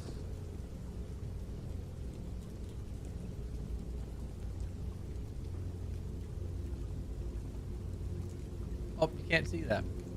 black?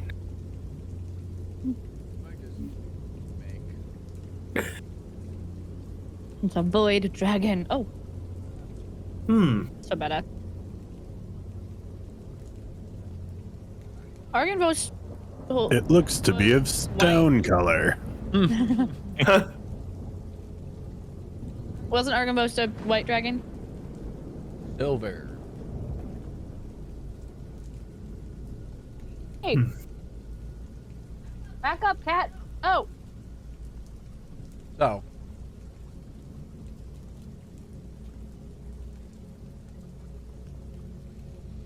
You guys arrive at the foot of Argynvostholt.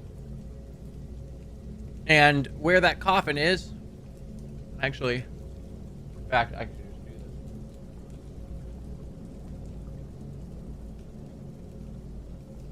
this. Right. Back.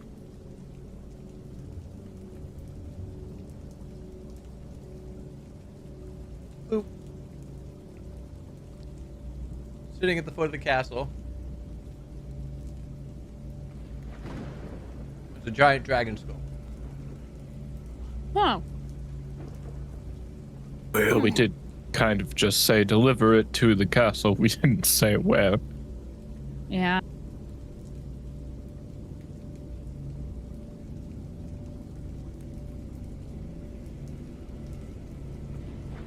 Was the rest of the body in one of the rooms? Like in the tower? Not running into any skeletons last time you were here. Oh, okay. Most of dragon, draconic nature. Mm-hmm. Oh my god. Stop. My cheese. Did we have to bring this thing to the roof?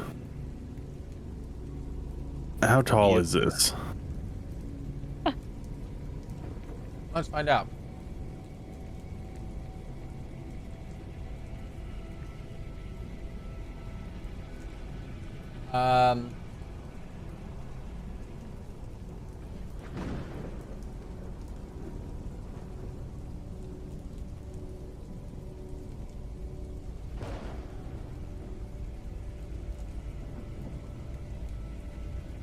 That's a good question. It is 6 stories.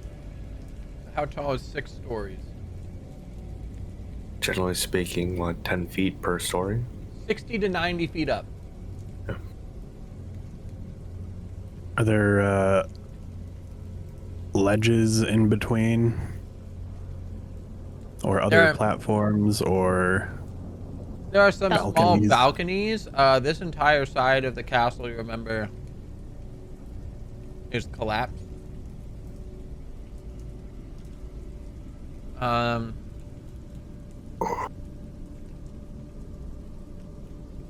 technically speaking, you can fly into the entire southern facing side of the castle for things like ledges.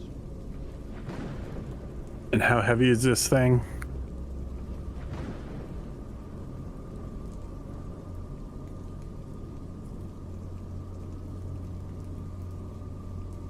£250. Oh. Carrick just lifts it up then. Holy shit. Here it goes. Whoonk. Mimi's just Just carrying it like a canoe. It's on inside of it, I guess, upturned. oh my god. It's just like a It's walking. a little bit like, odd seeing a dragonborn carrying a much larger skull of what looks to be his own head above him. It's like Cubone. Yes. Cubone Too bad. was very, very too small. bad we don't have any way to make that any smaller. He's not struggling with it at all. Does it look like the door is big enough to have us in? It's double doors, so you could fit it. It's gonna take Okay. some maneuvering, but you could do it. Fine. All right, turn it left, little left. Little to the left. Yeah. Okay, we're gonna have to do a C maneuver. Pivot. Pivot. I cast reduce. I'm gonna do it. I'm shrink around his head. No. Hopefully not around. Yeah. It only does it one size smaller, I think. Which, at that point, makes it. I think we said from large to medium. Whoop! It shrinks. Yay.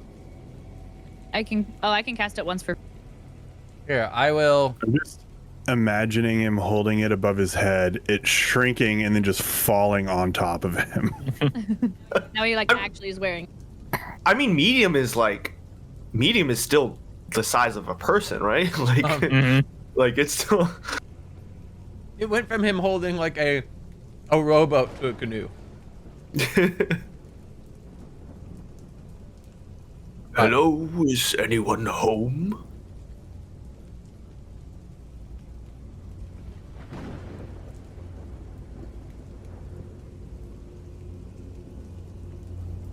Guess not. So, for Kirik's benefit, having never been here, And my benefit for having the worst memory on the planet. hold while I pull up the proper page.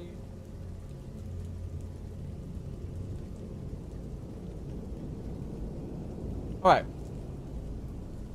Flagstone steps flanked by stone rails climb to a landing in front of a pair of tall wooden doors with rusted iron bands and knockers shaped like small dragons. Carved into the lintel above the entrance is the word Argynvostholt. As you pull the doors aside, this room feels like a king's tomb. A grand staircase leads up to stone balconies held aloft by stone pillars and arches. A tall, faded tapestry depicting a nobleman in silver armor hangs from an iron rod above the staircase landing. 6 sets of double doors lead from this foyer. Along the walls, displayed on marble pedestals, are 3 alabaster busts of handsome men.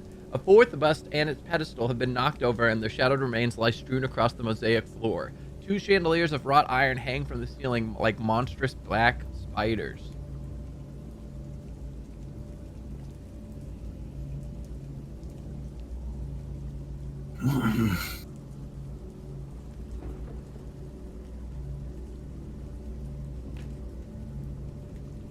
Well, need to go up. Not creepy at all. As I'm walking up the stairs, I'm going to cast mage armor on myself. Mm-hmm.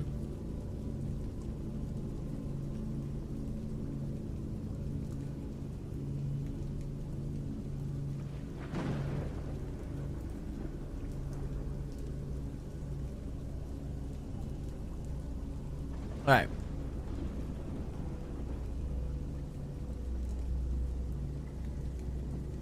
Alice, is your vision black and white? It is here. I don't know why. Let's see if I can fix that. It's because you had dark vision on for some reason. All right. I see nothing.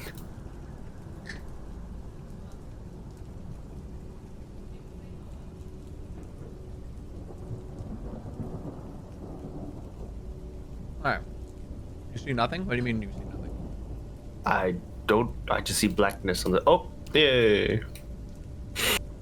Are you on the second floor? Yeah, I'm on the second floor now. Oh, there you go. But it keeps going between. Well, I saw it, and then now it's. What the heck is going on? Okay. You're muted. What's weird is I have to do, like, I don't have vision. Everything's dark except when I do the left click and drag. Like, I don't. Ah, yeah, same. Yeah. Really? That's what it is. Yeah. Yeah, it's very weird. Yeah, so I only see myself, and then I left click Let and me drag, fix and that. everyone's just there. Oh. Popping out. And I'm alert. They can't surprise Here, me. let They're trying to hide. Ta-da, it's bright. Thanks. Oh, it's bright. Now we can see everything. Alright, let me do this. Excuse me, sir. The audacity. Cool. Seriously? I should be able to see. Alright. So as you guys head up to second floor, tarnished silver-plated gargoyles shaped like dragon wormlings cling to the stone-tiled roof of this mausoleum. Wait, what? Oh, I'm in the wrong room. Two stone balconies flank the main foyer. Balusters carved to resemble knights in shining armor support their elegantly carved stone railings. Weapons and shields festoon the walls along each of these walkways, while alabaster busts of handsome men flank hallways that lead north and south away from the foyer. At the west end of each balcony is an archway that leads to a spiral staircase going up.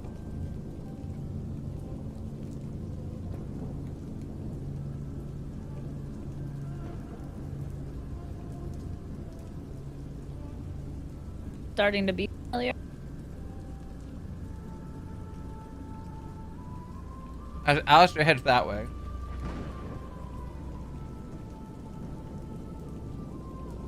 cracked wooden pillars support a wooden U-shaped balcony that overhangs the stone-walled chapel.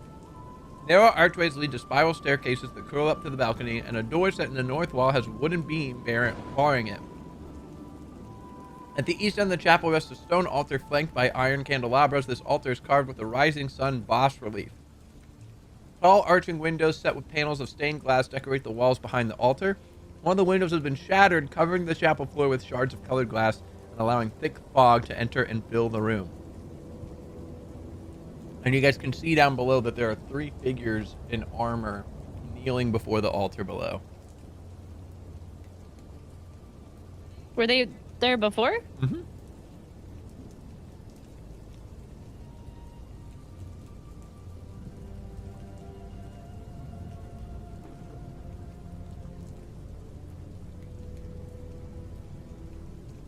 Alright.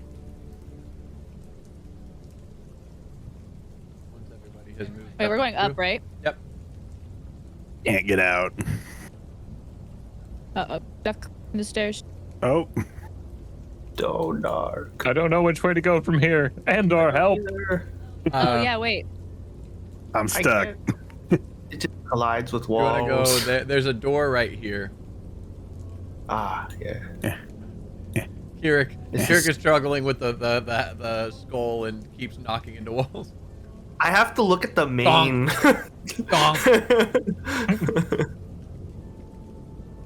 It's I'm dark. lost on the stairs. It's darkness. I can't grab myself. Hold on. Darkness. Okay. Did everyone get I'm on the stairs. Kirik? Our greatest enemy, the stairs. No. I think I lost Doctor Who at some point. Doctor Who is behind on the stairs. I can bring him up. Hold up. Boop. Oh, Doctor Who. Okay, it went off. Well, now I'm not anywhere. Where are you? I'm on. I don't know. I was don't also on same. the stairs, and then I wasn't. Now I don't have a token. Oh, I got it. Hold on. Dis- You murdered me. Boop. Oh. So. Yoink, yoink, yoink. Oh god. Wait, isn't that down? That sure looks like down, but I'm just gonna trust Irina knows where the hell she's going. All right. Oh. Why won't it let me go? Okay. Nope, it's the other way. I knew it. God damn it, Irina! Wait, why are you pulling me? You pulled Because me. I can't pull Irina. Everyone's in the way. Yeah, but then when you Can't do that, leave it doesn't where lead I me am. to the scene. Yeah, I can fix it. I can fix it. I can fix it. Okay. Okay, we Let all everyone need go in here, yeah. order. Fucking Oh, stairs. I made it. I'm so confused. Well, for Can you some reason, there's a just glitch. There's a glitch on this one where it puts us on the up instead of the down. You always want to go to the arrow that is facing up, Yeah. whether it looks like the stairs go down or Here, not. let me. I'm just gonna. Well, the There we other arrow go. looks like Boop. it. I mean, it looks like if you follow the arrows, you're just going the same direction. Either arrow, the way it turns. All right, Irina.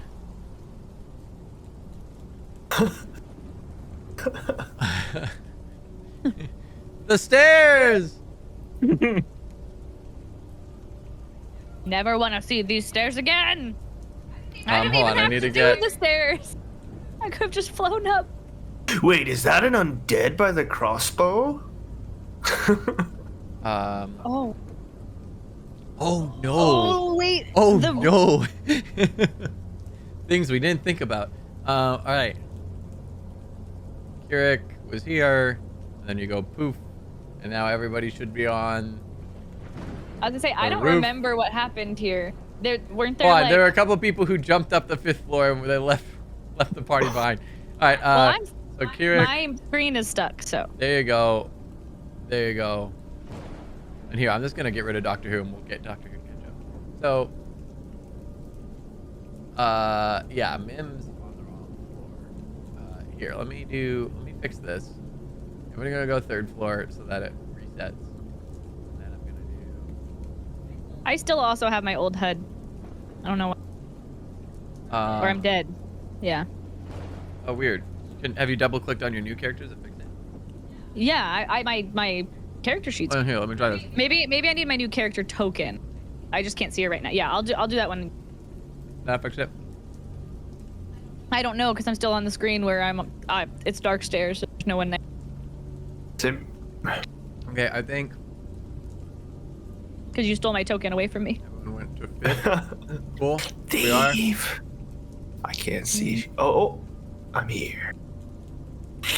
So Irina's gonna lead you, and the other ones went. Boop. Okay. Boop. Boop. What? Oh, now I have no HUD. Fuck. Oh, there we go. We fixed it. Oh, wait. Oh, it reloaded. Okay. I'm not there. That's a big old sword. Can you get me from downstairs? You should be here. I didn't go on the stairs. I was fixing my character sheet. I see. Alright, Thank you. so you guys work your way up to this balcony, and there is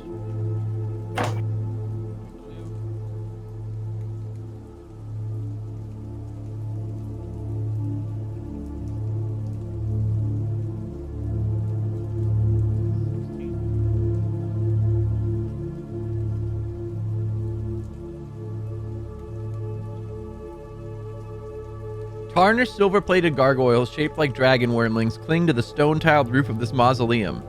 No, wait. Am I looking at the right thing? I'm not. Please hold. Wait, what? Where are we? Here we go. 53. Sorry, we skipped through a couple locations, so I'm trying to catch up. Wooden stairs climb to the tower's peak, which has a stone floor and a 30-foot high pitched roof. Ravens roost on crisscrossing rafters, coming and going through small holes in the roof. 10-foot high, 5-foot wide arched windows are spaced evenly around the walls. Each window consists of a little latticework fitted with small panes of transparent glass. To the north and east lies a mist-shrouded valley with dark woods, a small town, and a lonely windmill on a precipice. To the south, the river flows through a foggy marsh. To the west, between rocky hills, you glimpse an abbey perched on a snowy mountainside beyond a long stretch of fog-smothered pines.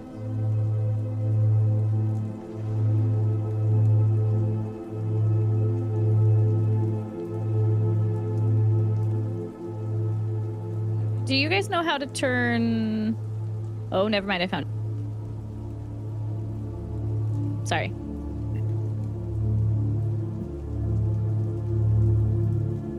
Well,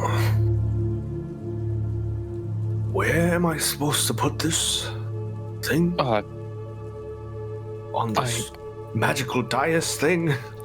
I believe here, yes. Am I still feeling the same feeling I was feeling? Yes, there's this kind of warmth here and a sort of aura.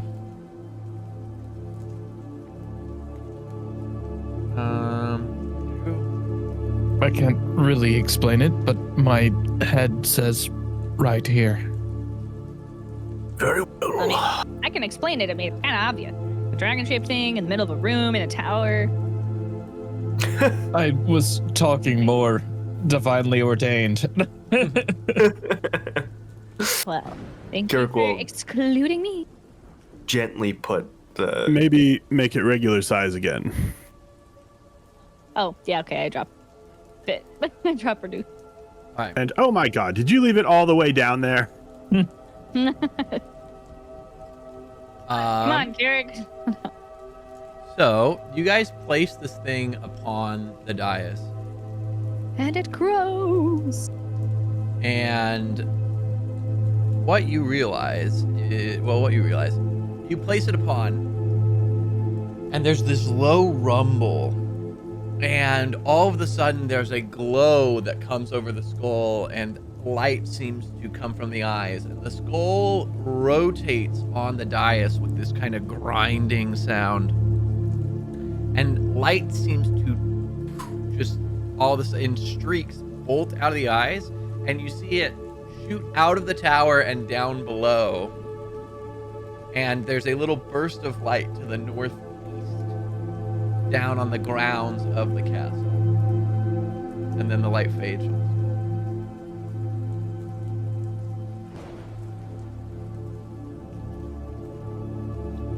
Well, okay, I guess. Suppose we have to go there. How far is Do that I- from where we are? Can I just jump off the edge and just do Yeah, you it? can straight up out look and hover. Cool. Do I still feel anything from the altar, or is that feeling gone? That warmth has grown slightly, and there's almost like a sense of a slight breeze coming through with it.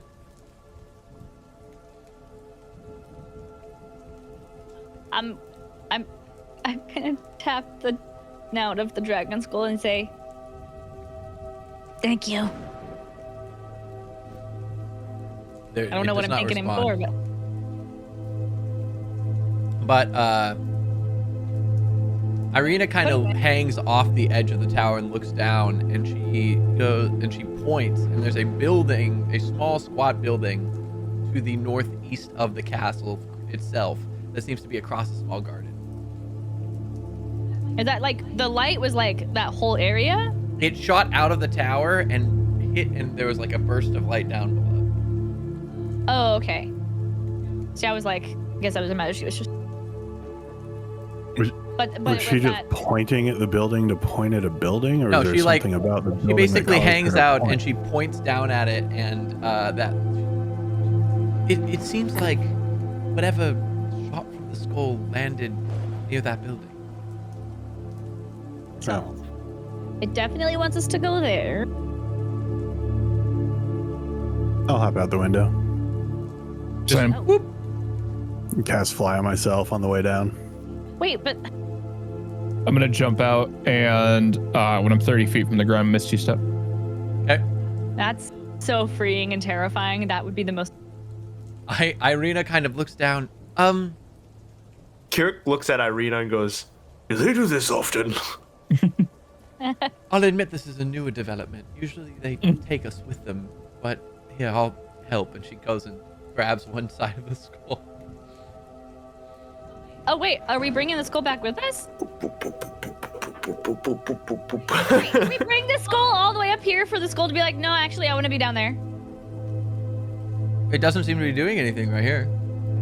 I mean, it shot us to the. It's like you're getting warmer. Here's a little magic burst. Well, then I'm like, okay, you guys got it. I'll fly off the. I can't help them. I know you guys have called me weak in many different ways. Fine. What? Who's called you weak? It's fine. And then it's fine. And then Anyway, but like a mosquito, like. Anyway. Irina and Carrot go and grab the skull. The rest of you, let me put you where Instructions you are. unclear. Jumped out of building. Yes, exactly. I don't know what else to say. Here.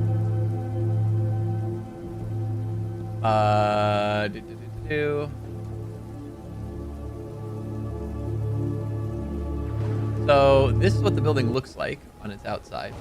We're not dealing with those stairs again. Sorry, guys. And Darkness. give me half a second. I also. Boop. What's the word? It's not empathy, but it's like being down in the dumps with people. Like, we can fly, but they can't, so we'll walk with them. Like, Solidarity? Solidarity. We need to work on our solidarity, our integrity. So let's see. Alistair's down here. Andar's down here. Mim's down here. Hello, problem. Fuck. Do I see that? Wait, I thought it was like labeled as Keurig because your on the little bright side, name was over by on it. the bright side, Keurig has not seen it yet because it's under an overhang, and Keurig and Irina are on their way down. But the other three of you, as you get down to the bottom, you see that there is in fact a skeletal remnant standing in front of this building. And you have a quick moment before the rest get here. Oh man. Does it? It doesn't see us, does it? Well, It now seems it to does, just be guys. standing. Okay, I'm gonna stealth to here. I'm gonna go try the door. Oh my god, he's just gonna go. As you He's no approach, fear. as you approach the door, the revenant pulls out a sword. It doesn't attack, but as you get about within 5 feet, it pulls out a sword. I'm gonna look at it and then like slowly reach towards the door.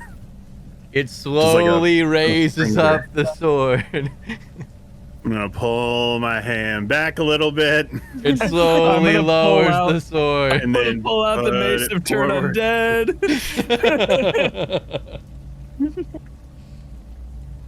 Oh, what are we doing here, friend? Are there any windows? Roll me a perception check.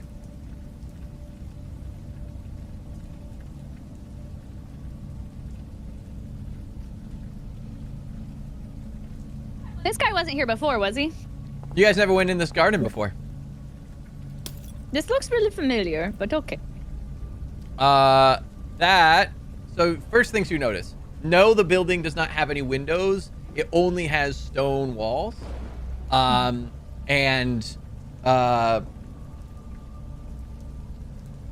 tarnished silver-plated gargoyles that shaped like dragon wormlings are on a stone-tiled roof.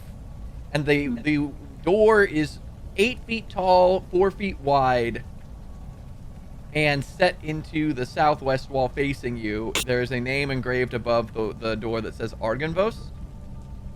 And this revenant seems to be standing in front of the door, standing guard. You also notice as you look around that multiple graves in this graveyard that surround this mausoleum are have open holes that have been dug open. Oh. All right, I I'm was going to dismiss wondering. Doctor Who into a pocket dimension and have him reappear 30 feet in front of me, All right, which would be Can I inside. address the revenant? you can. And then I'm going to look through his eyes Uh-huh. and get a feel for what's in the building. Cool. So I'll describe that and then Alistair will hit you. So the interior of the mausoleum is dark and dusty. You see 4 empty alcoves with raised floors. Etched into the far wall is a verse written in Draconic. Do you speak Draconic? But I'm not there. Yes, that I know. But Andar, do you speak Draconic? I speak Common, Dwarvish, Elvish, and Sylvan. Okay, so it's in a language you do not recognize. Andar, in the meanwhile, I mean, not Andar, Alistair, in the meanwhile, you address the Revenant. What do you say? I assure you at current we are friends, and I'm sure by the looks of this mace you know what it does. Would hate to have to use it. Going to try and use intimidation for him to clear the fucking way. All right, roll me an intimidation check.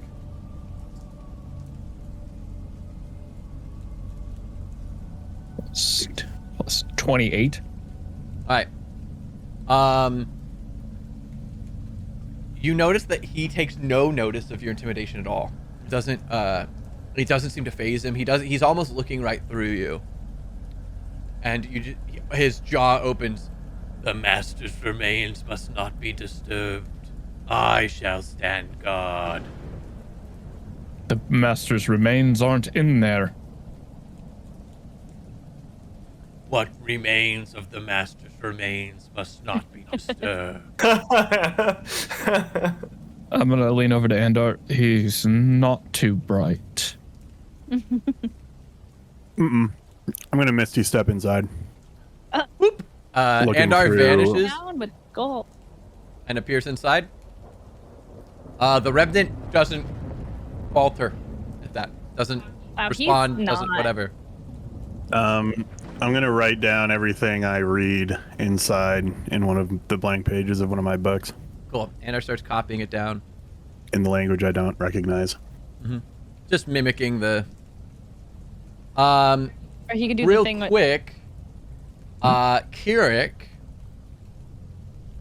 in order to make it to the garden, this room here is that chapel that you guys oversaw, and there were 3 figures in it.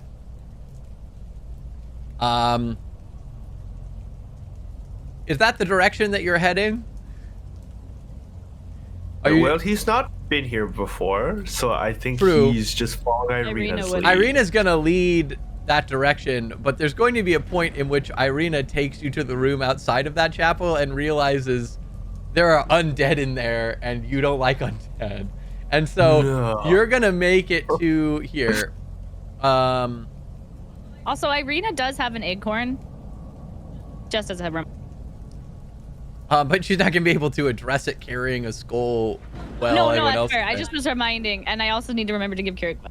So, you're gonna make it about here, traveling through. At which point, Irina's gonna hesitate. What's the matter? Is something wrong?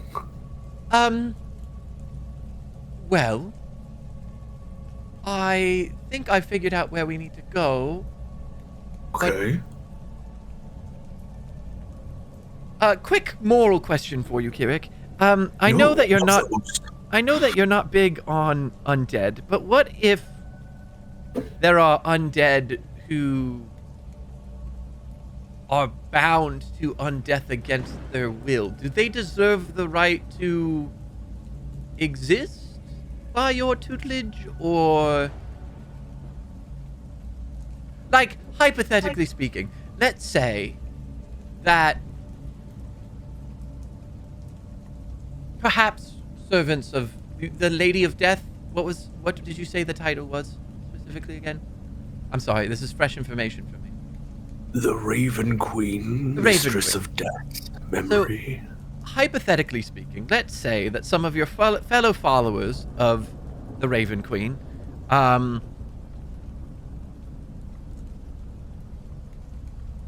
perished before their time, and had unfinished business on the material plane, and were risen as undead, but due to external circumstances, their existence as undead were tainted beyond their original will. At that point, do they deserve a chance at redemption? Or, by your followings, are they dead to rights purely by existing as undead? Pardon my pun. I think you already went 3 steps too far. They died with unfinished business. Everyone dies with unfinished business. That is the nature of death. Right. In the meantime, as Irina stalls Keurig with moral questions, back to Alistair and Mim. Andar's copying this down. Alistair and Mim, you guys are in the garden. What are you guys doing? Just a note. When I'm done copying this down, I'm just gonna walk out the front door. Oh. Noted. How long would it take? Would I have expected it to take them to get out here? The skull. It's gonna take them about 5 minutes to get down from the top floor all the way down. Yeah, Just the and two it of hasn't them been. handling the skull. Okay. So there's at this point you've probably spent 1.5 minutes, 2 minutes. Cool.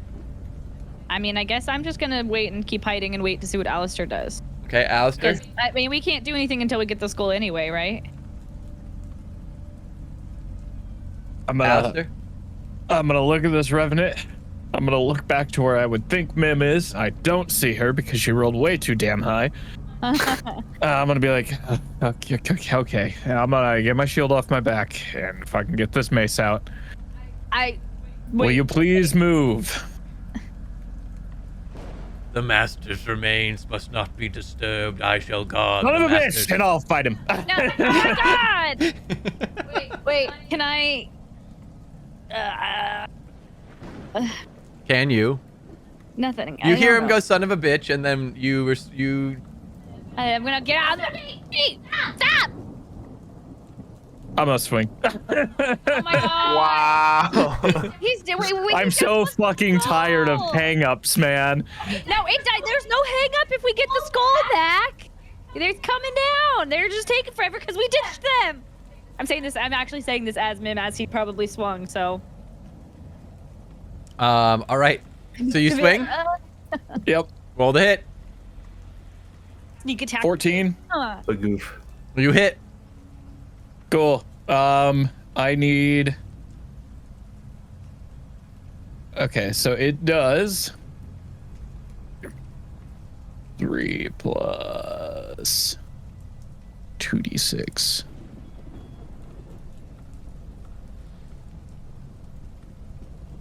9, 10, 11. It does 11 radiant, Got it. and I need a wisdom saving throw, DC 15. Got it. Out of curiosity, is that to turn the undead? Mm-hmm. Understood. We'll do the wisdom saving throw. We'll make it public. Oh man. All right. It is frightened of me till the end of my next turn, It is immune to frighten. Immune to frighten. even if it's undead. It has frightened immunity. What is the fuck is the point of this mace? What the fuck? That is an unusual trait. These are not normal undead. At that point, Well, hold on, I attack again. Fuck this bitch. I can do this so many times, baby. all right. Well, hold on, because you get one surprise attack, or I guess you get a surprise round. So whatever you can do in a round. Yeah. So hit, and then we'll continue. So All you right, swing again. That's a 9 to hit. Does that hit? A 9 does not hit. Okay. Bonus action. I'm going to put Shadow Alistair to his right. Okay. Cool. I'm gonna swing 2 more times. Fuck this bitch. He dying. Poor guy. You get He's you doing get his a second. job. You get a second. With Unleash Incarnation. Yeah, baby. Okay. So you swing 2 more times. 17. 17 hits. Okay. 2 plus. All right. 7 radiant. Got it. And then Oh, it's if the target has 10 hit points or fewer after taking this damage. Does what? So if that's the case, I need the wisdom saving throw again. It is not. Okay. Let me mark it off. We take the attack. One additional. Okay, that's the last I can attack. All right. At His that turn. point, I need a perception check from Kirik, and I'm gonna roll one for Irina as well. This is where we all die. Wait, whoops. There we go. Irina doesn't fucking hear it. And neither does Kirik. All right. Okay, can I? too focused Let's right now. see if these The three second do. time? Okay. Hold on. Oh God. Great. We are here to help them, and he got in my fucking way. Uh-huh. All right, so 2. He would have probably just let us through. All right.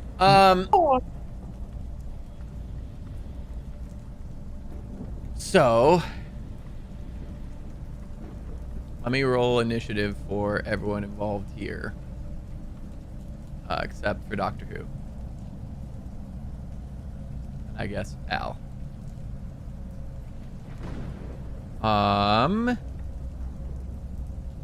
Where is initiative? Actually, here I can just do this. I'm silly. Begin. It's 16.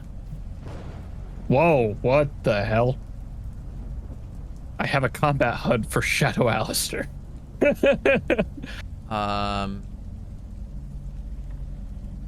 of cool.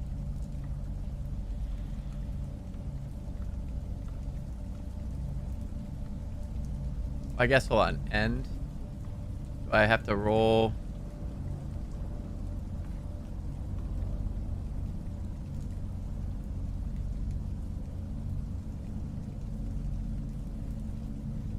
That's what it is. Cool. So, roll NPCs. Oh God. Well, I guess it worked out. Go ahead and roll me initiative. Everyone else. 16. 16. 16.18. I don't remember where it is. If you go to the little combat tab and hit the little dice. Am I rolling initiative? You are, because you hear a clang, clang, clang outside.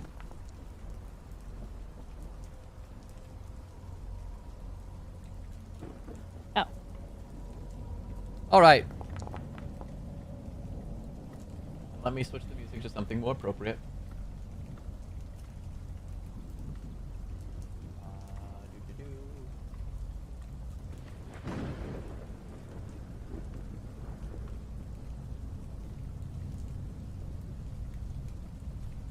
Perfect, actually.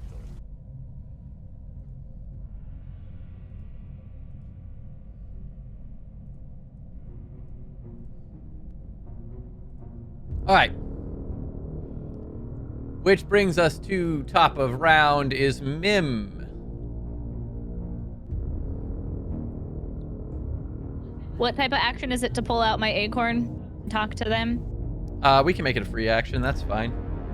Okay. Can you get me out here with the skull, please? Alistair maybe started a problem. And then I guess I will... Where's my combat HUD? I don't have a combat... Oh, there it is. I was like, why isn't it going up? Oh, wait, what the heck? Does Kirik hear Mim's Acorn voice through out? Irina, yes. Okay. My combat HUD doesn't have anything equipped. That's so sad. Here. Okay. What? Lost it. No, I know. It just I don't have my weapons equipped. Really weird word. I gotta pop this back in.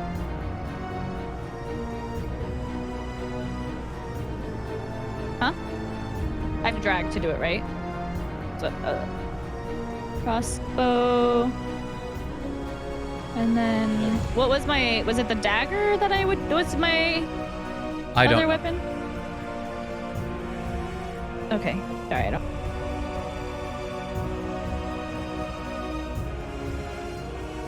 There we go. Okay. I will steady aim and then, well, can I shoot around him where I'm at to hit the guy or no? No, you can hit him. Okay, so I'll steady aim, which gives me advantage, right? And then guy, yes. 16 does hit. You wouldn't technically need to steady aim if you want the 'cause you're extra. within the 5 foot. Well, you were still- that and you rolled a fucking 33 on your stealth. Yeah, you're coming There's out of no stealth, way this so- bit's I easy. yelled for you to stop, or like as you went, so I wasn't stealthed. Okay. I left my stealth to get you to stop. But yes, also, Dude. I'm close enough. Yeah, I would say, but it's... Okay, 8 plus... Oh, also I should have fucking cast a can't. Oh well, I feel bad that this guy's gonna be dead, and I don't realize if the other guy's gonna come out. Why does my hood keep closing? There we go. Where? Sorry. Here, I can do this and it might help. Bone function reaction. Try that. That should close it. No, it still keeps closing every time I click off of myself. Because like when I go to get the light to come up. Got it. Anyway, I'll figure it out. Sorry, things are... Was there an update? Probably. Maybe? That makes sense. I need to find... Also, my head's so small now. It'd be big. Well, oh, no. Where's the... I'm sorry, guys. I'm blind. Ready? Did it? Cast spell. Features. Where are the features in the HUD? There used to be like a... Where I would do my sneak attack, but now I can't find it. I'll just do I'm here. I got you, I think. I can just... There. I put it above your head. What, above my head? In your HUD.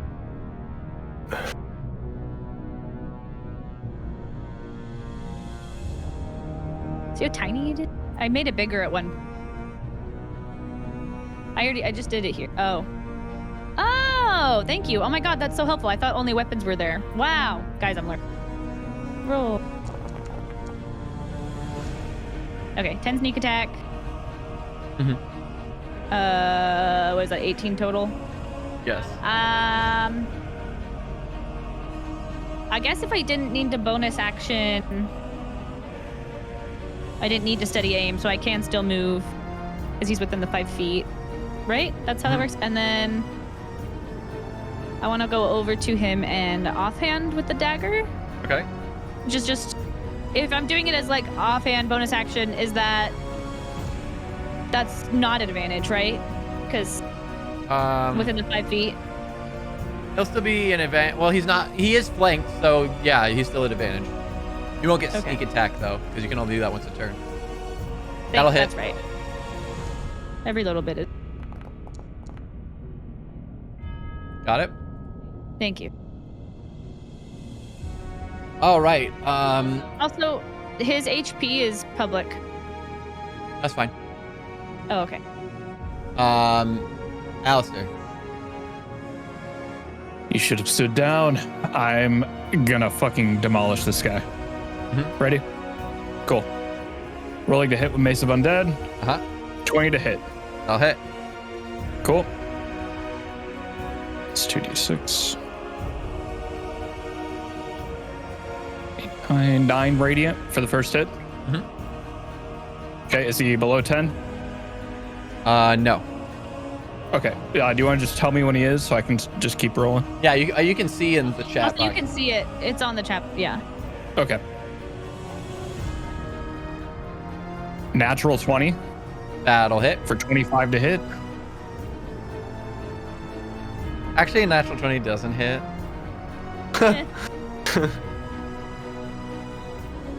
Do you double all dice or just the... Double. It was missed roll one attack twice. damage. Is how we've been doing it. Okay. Roll double dice.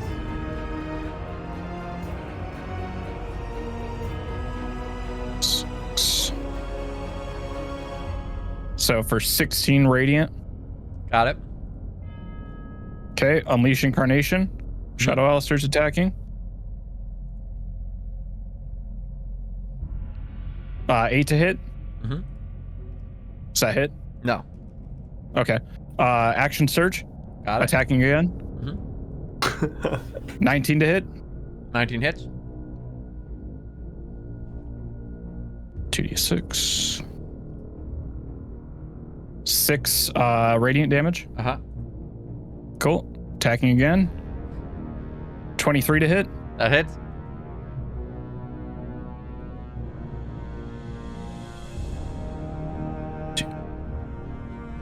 — 13 radiant. Got it. Cool. Unleash Incarnation again. 19 to hit. Mm-hmm. Do you get another bonus action? Hold on. Do you get another bonus action with Action Surge? Unleash Incarnation is not a bonus action. It's a special action. Echo Knights can attack 6 times. And when I get Action Surge again, I can attack even more times. So then what, when you say it's a special action, how does it fit in the action? Anytime I take the attack action, I can take Unleash Incarnation. Got it. Let me check one So with thing. Action Surge, I take the attack action twice, which Yeah, means you can I make one Unleash additional melee. Incarnation. You can make one additional melee attack from the Echo Surge. Yep, so I can attack 6 times currently. Yeah, there's two for you, 1 for it each time you do a surge. Mm-hmm. Got it. And what's your con modifier? 20, so plus 5. Got it. 17 to hit. 17 does hit.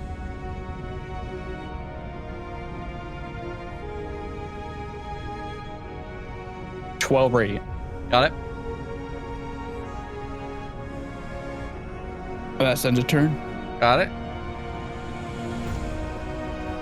All right. Which brings us to the Revenant, who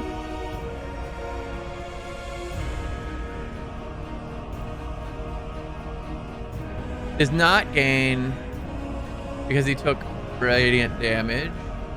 But what he is going to do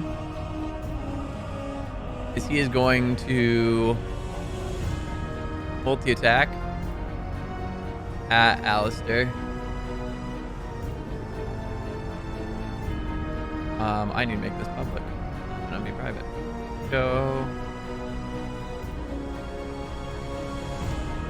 So he is going to attack Alistair.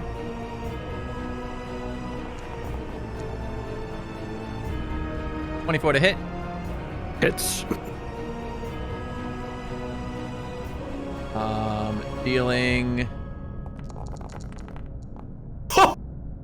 22 damage. Okay. And then he's gonna swing again.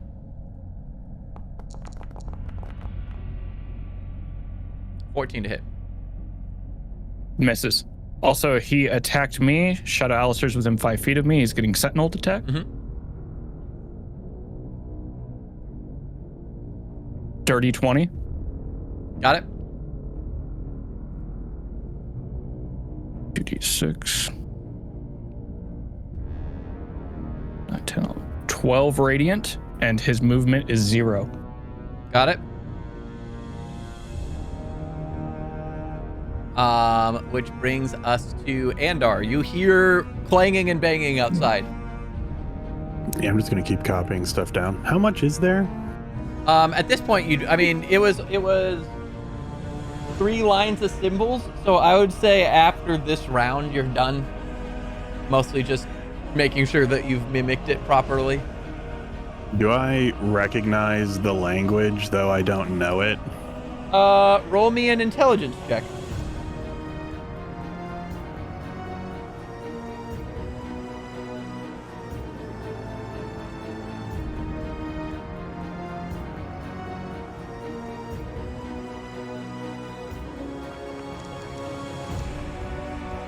You recognize it's Draconic. Cool. All right, yeah, that's all I'm doing. Which brings us to these 2 revenants. who let's see, is gonna make it to there. And is going to, oop, come on.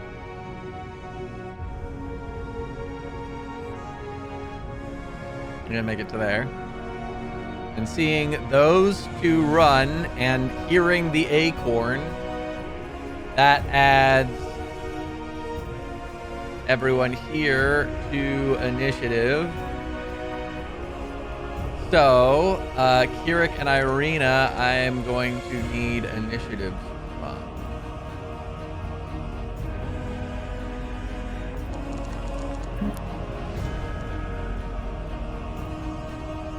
Oh. We are officially top of round 2. Mim. Okay.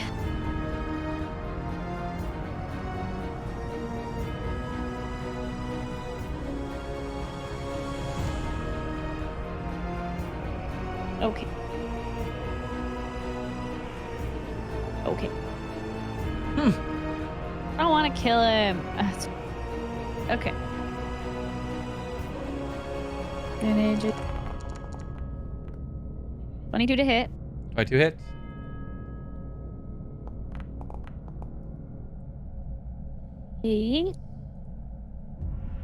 Stabby damage. And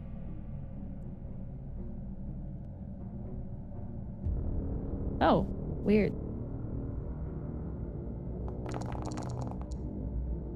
17 sneak attack. Got it.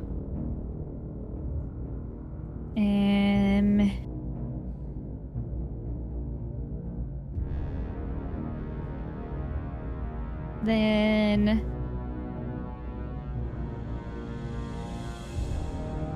I'm gonna bonus action.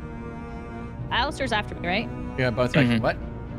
Alistair's after me, right? Yes. Okay, I'll bonus action disengage. I don't want to kill this. Okay. And I'll move. Why can't I move? Do I own my token? You should. Okay, because the fact that every time I turned off the target. What's happened? You were the one moving around earlier, so you should be. Oh, it's because. Hold on. Sorry. I know why. There. Now move the token. What? Why is it? It wasn't How your do I- turn. Oh. Okay, why am I still targeting? I shouldn't be targeting. Also, I can target. I'm trying. Oop. Can you? Oh, well. Okay, where do you want to move? Just ping it. I'll move it. No! Why can't I move myself? It doesn't matter. Let's just. Where would you No, like it to move? does. Okay. I don't. It's. There's clearly been an update. We're trying to fix it. No, it's Is it fine. there? I just felt. Where to? Yes, there. And then up Up where? 20 feet. Oh, in the air. Got it. Or like 50. Yeah. Cool. Alistair, your turn. Spin the mace in my hand. Last chance. Stand down. I must She reply? guard the master's remain. Look at fuck this guy. All right. He doesn't have a brain. He's a revenant with one mission and one mission only. First one misses. 17 to hit. 17 does hit. 2.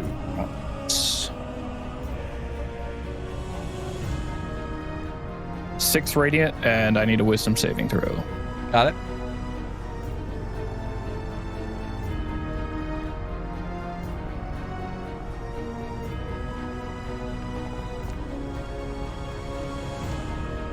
Fail. He's dead, baby. Goodbye. Oop. He crumbles into bones. Andar, you can come out now. Is that the end of your turn? I would assume I'm facing this direction. Don't see the guys behind me. So yes, that is the end of my turn. Fair enough. At which point, this guy can make it to you. I'm scared. Yeah, He is going to run up and multi-attack you.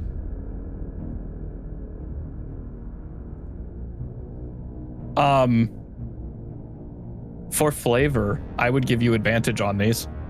Okay. I was fully pissed off. I was only paying attention to that one guy. Understood. As you wish. That was a 26 to hit. That hits. Silvery barbs on an advantage. Did it have to take the lesser roll of that? It just rolls again. Silvery barbs doesn't give disadvantage. You just roll again, and then you take that roll. I think it's only re-rolls one though, so I do think it re-rolls the 19. Yeah. So no, so advantage disadvantage doesn't apply at all. You re-roll a d20, you take that roll. 1d20. Yeah. Yeah. I thought it re-rolls the higher one. No. Let me check. No. So everybody advantage. thinks that. Yeah, it thinks that it gives disadvantage or advantage, right, for silvery barbs, but it's re-roll a d20. No, you take that roll. It's re-roll the d20 and use the lower roll. Yeah, so you can silvery barb somebody. I give you advantage. Is what it would be. Yes. Do give. But you can silvery barb somebody who fails to see if they succeed. Yes. Once it's been decided whether or not the higher of the two rolls is a success, then the spell can be cast. The target rolls a d20 and takes the lower of the two rolls between the higher of the two for advantage, and the new single roll.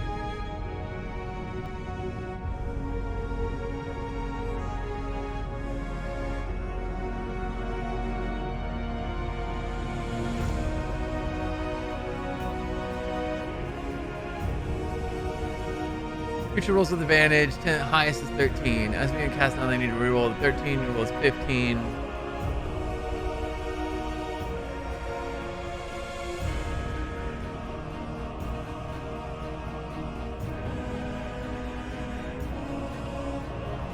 So here's what I'm reading. It says, you roll with advantage to resolve the roll. Then once it's decided whether or not the higher of the two rolls is a success, then the spell can be cast and the target rolls a d20 and takes the lower of the two rolls between the higher of the two for advantage and the new single roll they had to make. So. I don't think it. The spell takes it place. fucks you that hard. So silvery barbs I have to cast after whatever succeeds. So if you roll 2 dice at advantage, the one that succeeds is the roll, and so it is against that roll. So when I do silvery barbs, I'm supposed to take the lower of those. So if it rolls higher for the second roll, that's what it's saying is the advantage condenses into one roll, right? So the advantage turns into the higher of the two, and then you re-roll, and now you've got the advantage roll that was the roll and the new roll, and whatever's the lower of those two becomes the silvery barbs roll. Because it's as if it were a regular roll. So it is re-rolling the 19, and the 19 turns into whatever the new roll is. So we re-roll one more. Yeah. Oh, let me actually. So it turns into a 17, which... It misses. Well, hold on. That's not including bonuses. That's just a roll. Gotcha. It's 17 plus 7. So it's 24 to hit. Yeah, but you get advantage. Hey. There you go. So, still rolls damage.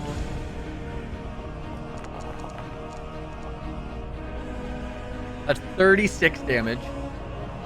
Okay. That was not meant to apply to it. And then it rolls again to hit. Also at advantage. Would the second one be at advantage? If he already hit once, then If it's a multi-attack, technically. Because I guess that's 1. 22 to hit. That hits.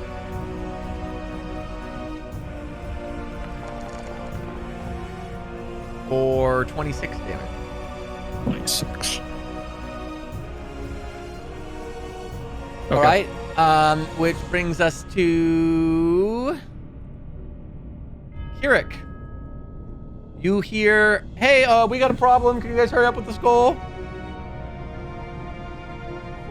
I think Carrick looks at Irina and goes, "Purely hypothetically, huh?" And Irina makes one of these. he's gonna move 20. I can.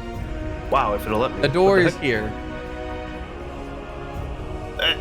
Why can't I move my character? Oh, sorry, What is this? sorry, hold Let on. him use this. Now try. All good, all good. Oh, okay. All good, all good. The door is ajar. That's 20 feet. And then...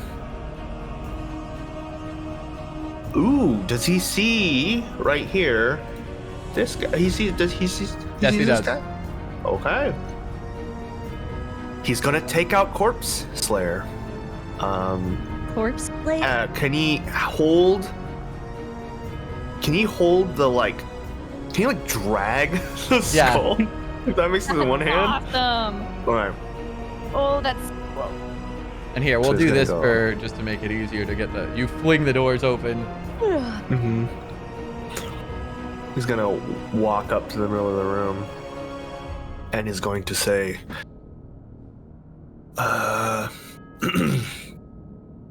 I believe it's time for you to go home. To the corpse. Mm-hmm. And we'll cast Spirit Shroud. And so you see the kind of cold light and a mist go about him, and he simply waits for the Revenant to engage. Which brings us to the Remnant, who does just that. So it is going to multi-attack. And is going to swing at you.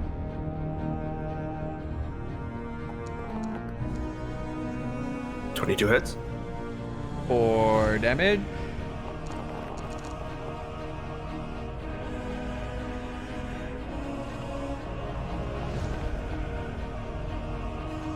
You maintain concentration. It swings again. 17 to hit. That misses. Cool. One fist slams into your shoulder, and the other goes to punch and glances off of your armor. I will free you soon, brother. Which brings us to Irina, who curses under her breath, draws her longbow, and sprints into the doorway. Sees the Revenant attacking Keurig.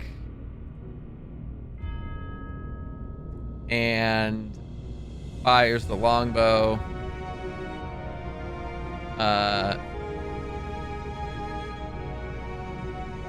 She's also going to let me shortcut this now that we've got this all fixed up.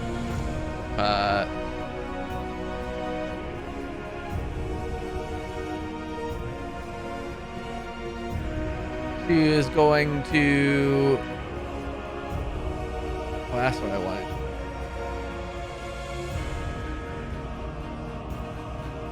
Use Coordinated Strike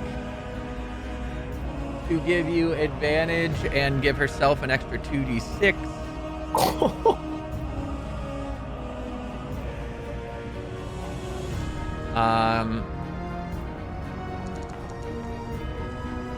Yo! Oh, I didn't mean to do the 2d6 to hit, but that's okay. She crit. So now it's damage plus 2d6. So 46 since it's a crit. Whew.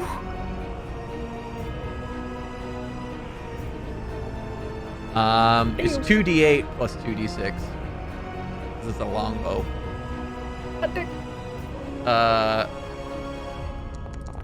So she does. Oh, did that not work? Wait. I only showed 1d6 Yeah. Which, and 1d8. What? When I click on it, it it's- says 2d6 plus 1d8, but it's Yeah, not but a crit, it's right? also missing 1d8. So let me just add okay. another d8. So it would be 15 And- plus. And 2 more d6s, right? Oh, right. Because it's a crit. Yeah. You're right. Plus 2 more d6s. Mhm. God damn. That's a big hit. Oh, they just stacked on my screen. All right, so 3, 4 at 22 damage total. Nice. Respectable. To that Revenant. And that Revenant is now targeted, so it has advantage. You have advantage on it. We'll just say art. Cool. That is going to be her turn. Andar, you are inside. You hear, all right, Andar, you should be good. Whack, whack. Okay, I can't move myself, but I'd go and just I can walk fix that. over and open the door. There you go. You go to open the door, and you push it, and it does not move. It is locked. I'm going to dismiss Doctor Who. Doctor Have Who him is... come out on the other side. Boop. There he is. And then bonus action, Misty step out. Boop. You're outside. I might have spoke too soon. Okay, I'm gonna look around and then walk over here and look up and say, do either of you speak Draconic? No. Can we reply? Yeah. Oh. You get like one Nope. sentence banter.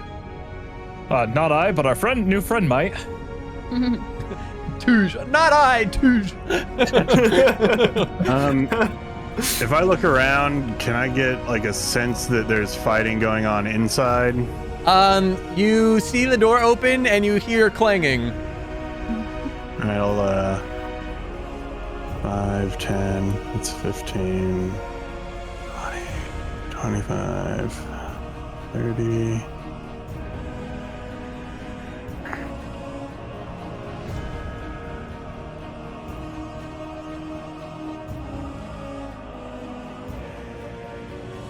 And then I'll, my action will also just be to dash to here and Got look it. in the door. You see Kirik surrounded by fog and shapes in squaring up with a Revenant, and there's a Revenant right next to you. Okay. That your turn? Yeah, I'm just, I keep kind of glancing down at the paper. I'm really paying any mind in this whole situation. Fair enough. This Revenant's going to try and change that. It multi-attacks you.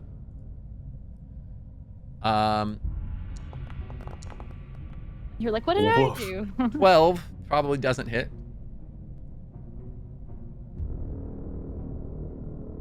Is that a yes or no? Chick said no. Chick No, said no, no, Oh, no. sorry. I didn't see it. And then another attack to hit. Is that another 12? That's hilarious. So this Revenant goes to swing at you, No mind. and like there's like these invisible wards around Andar that it swings and its blow gets directed, and it looks incredulously at its hands. Which brings us to top of combat, Mim. I'm gonna this guy. Mhm. And Alistair, I'm assuming, looks really not great. Alistair's facing the other direction. I'm not terrible, but I'm bleeding.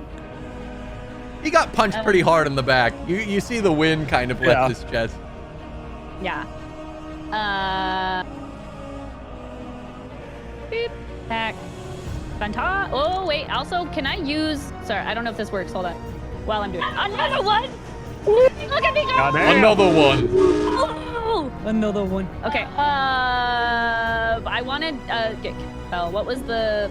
Can I do that with... You want to what? Hold on. I'm looking at... So, well, there's Booming Blade, but I think that's melee. Yeah, that's melee. Okay. But then there was a cantrip I got. I just didn't remember what it does. Nope.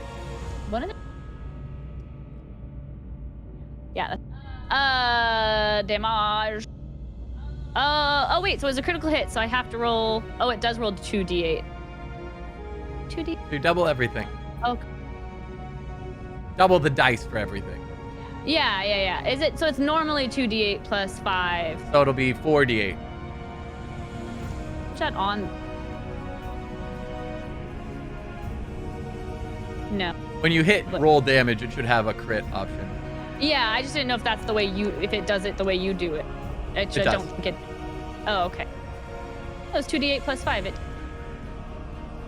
Because isn't it supposed to be one? It is 1d8 plus 5. It said it. Okay, sorry. All right, You're good. 11, and then Sneak attack. sneak attack, which is right here Which now, is also which crit. is awesome. Wait, I don't think I can't crit. Can I? Oh no, I can. I forgot can. that's a thing. What? Okay, wait. So this is gonna I hit like a rolled truck. Sneak attack twice. No, just do Roll. damage, crit. Macton. It wouldn't it doesn't give me the option for crit. Oh, weird. Okay. So then, yeah, do it twice. Yeah. So I'll just okay. All right. Oh wait, this is a different one. I forgot. I was like, shouldn't that guy be dead? No, he got the first one dead. Yeah, first one's fine. Then is my sneak attack a bonus, or is it just It is a bonus action, technically. okay? Because so then wait, if it's a bonus action, then I can't think. No, wait. No, it's not. Because it's just a feature, so it's just a, Once per turn, you can deal. Yeah. I'm sorry. then I That can was still totally wrong. I don't know why I bonus- said that. That was an auto reply. I was reading a thing and was like, yeah, no, totally. Wait, what? No. No, you're good. Then I'll slide down and dagger him. Is that enough? Do I have enough for that? Yeah, you have enough movement. For not attack. But not. That'll hit. 22 to hit. So I want to be Mhm, there. mhm, mhm.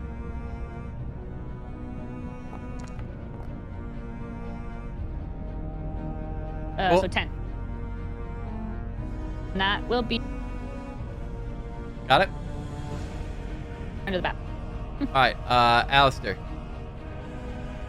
Your receptionist kind of sucked. And shout out Alistair over here.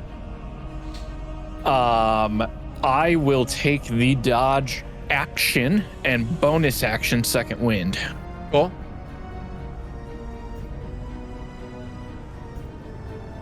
Six. That's your turn, correct? Yes. Which brings us to that Revenant who is gonna just continue wailing on you because At disadvantage. at disadvantage.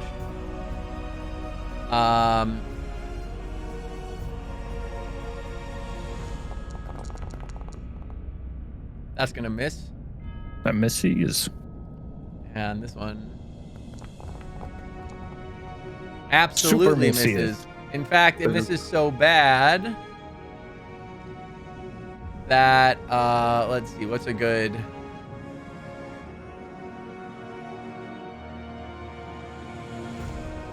he swings, you dodge, he swings again with more force, he stumbles. I'm gonna say he stumbles outside of Mim's range, and Mim's gonna get an attack of opportunity. I know she's in the bathroom, so let me see if I can just trigger this for her. She had the dagger. It's gonna be normal. It's gonna miss. All right. That is its turn, which brings us to Kirik. You are standing face to face with a Revenant. Okay, he's gonna attack it. Oh wait, I have advantage. Whoops. Sorry, I'll just roll one more time. No worries. I have advantage because of Irina, right? Correct. Whew. Now that advantage is gone. Okay. Jesus, I assume that misses. Is it a 12 and a 12 10? and 10? Yeah. Both of those miss. So you go and swing, and Mhm. it just straight up glances off of its breastplate, and it seems to take no notice, and just continues to advance.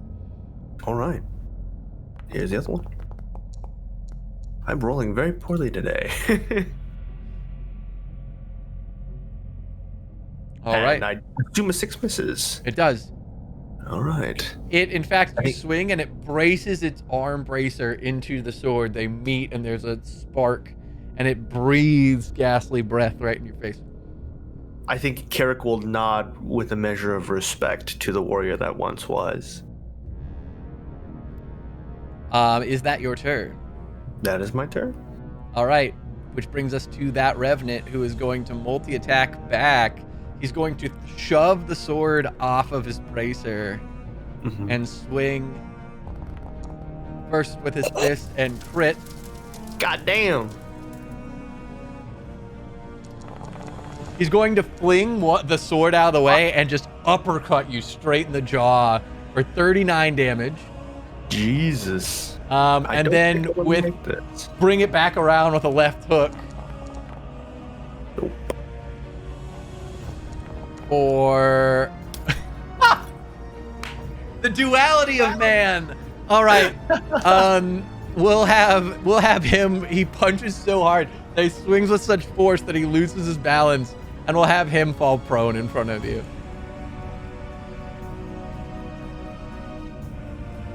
Can I elect him not? Can I? That's so sad. I feel so sad for him. The odds of rolling a crit and then a crit fail back to back is hilarious to me. All right. He does have movement, so I'll let him get up from prone.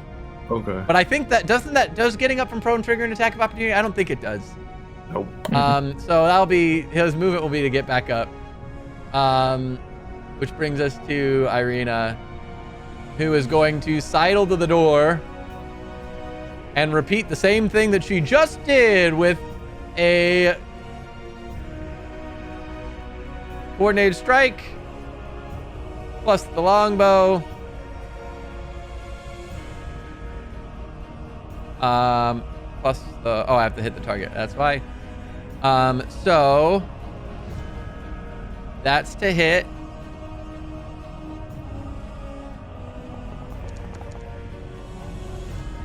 That will hit. Then she's gonna roll damage.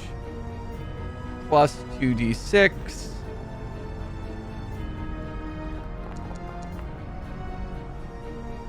So that will apply 16 damage to the Revenant, and the Revenant is once again marked for advantage. She's gonna peek out the door, see Alistair in peril, and see Andar being swung at by Revenant. Andar, behind you, and then she that'll be her turn. Which brings us to Andar.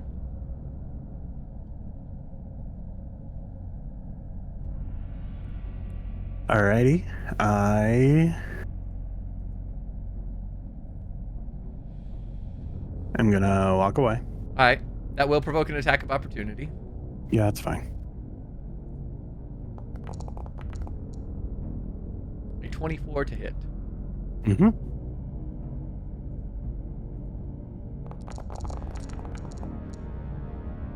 That is 23 damage. All right, so he's gonna swing and then stop like an inch away from my actual body, and my ward's taking all of that. All right, so it swings, and this time rather than glancing away, there is an impact and a ripple of like, as there's almost this haze that surrounds Andar, as the fist just stops mid-motion. There is a physical impact, but Andar just keeps walking, and again the Revenant looks at its hand. Oops.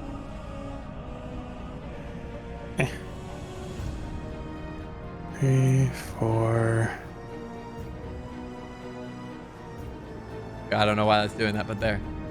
Okay. Oops. I'm gonna hold what I wrote down.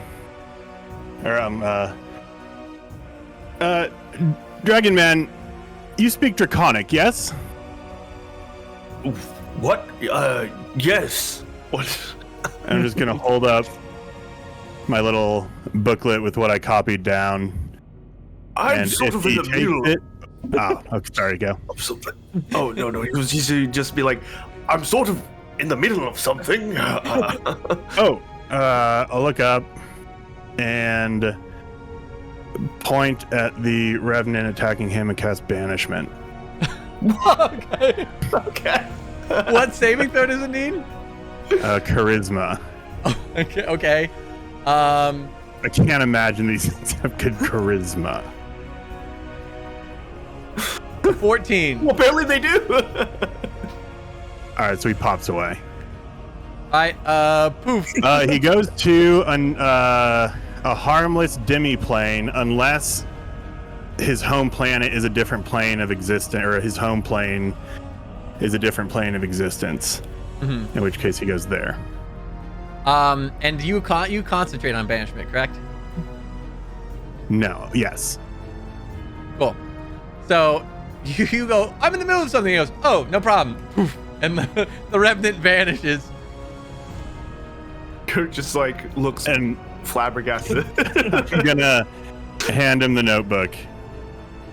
Be like, what does this say? And I don't know how initiative actions, if he can reply to that or read it, or if we have to wait till his turn. Considering that like his turn just passed, but like this is a quick thing, you'll have enough time to read it and say, in Draconic it says, here lie the bones and treasure of Argynvost, Lord of Argynvostholt, and founder of the Order of the Silver Dragon.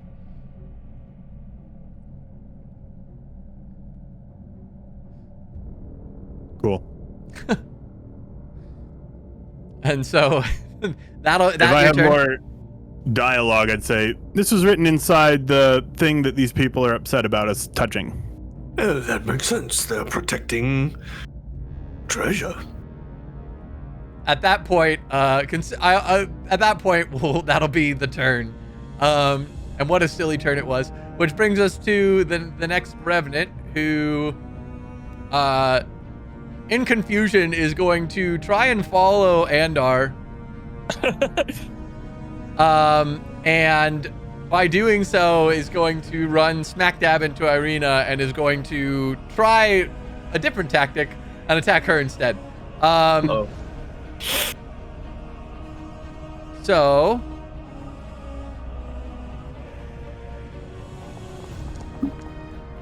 oh no. that's gonna hit for 20 damage. And then it's going to swing again.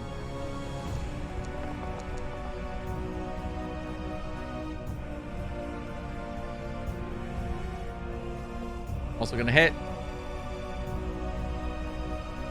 Boy, hopefully she doesn't go down here. I was gonna say, Irina has no health.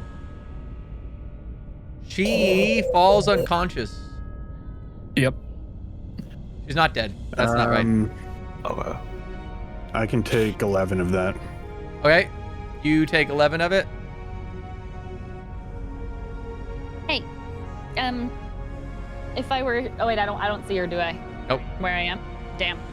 So you watch as this thing swings once and Irina gasps, and then the other comes in this devastating blow straight to her rib cage. And Andar looks back, flings out his hand, and a little ripple like pops up, but Irina still doubles over in pain, almost staggering to a knee. That is that Revenant's turn, which brings us back to top of round with Mim.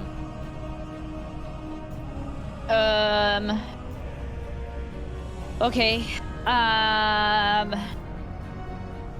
Do I hear anything do I hear? I'll go for this one again, I guess.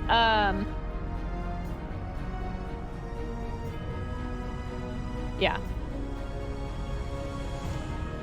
This is the one that I went for before he moved, and then I got, oh right, I remember. You did the thing for me. I could hear you. Mm-hmm.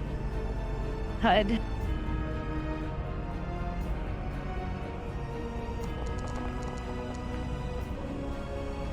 $27. That'll hit.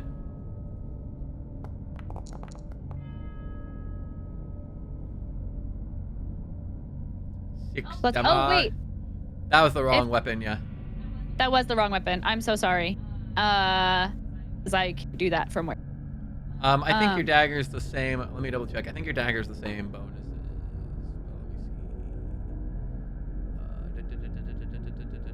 Wow, there's been a lot of stuff. Yeah, still +9, so it'll still be a 27. So.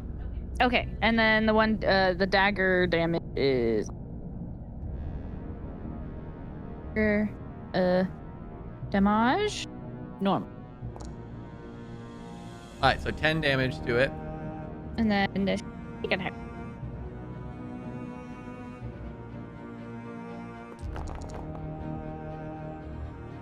$19.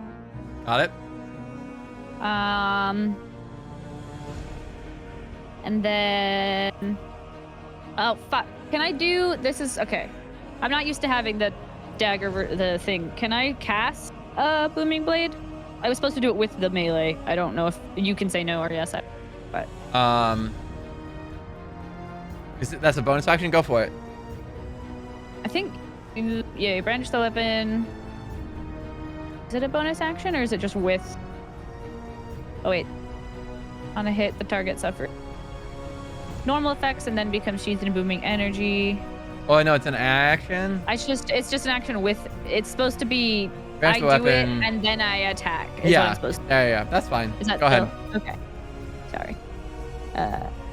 Damn. Wait, why are there two difference Because between at the 5th level,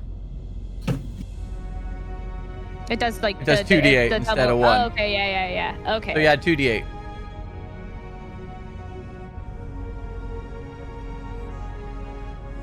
There we go. Damage 2d8. Weird. Okay, 5. that's fine. And then if he moves, he gets more than Yeah, 5 we'll feet. Yeah. put it right there. Thank you. All right, Then that's major. Alistair. This is going to heavily dictate what happens for me. Did I hear Irina? Do I have any knowledge of what's going on inside? Let me see. You cannot see the doorway. You saw Andar walk in, you saw it chase after, and you saw Irina go, you heard Irina go, Andar behind you, but that was it. Anything outside of that, no. Okay. Because neither you nor Al can see this part of the balcony.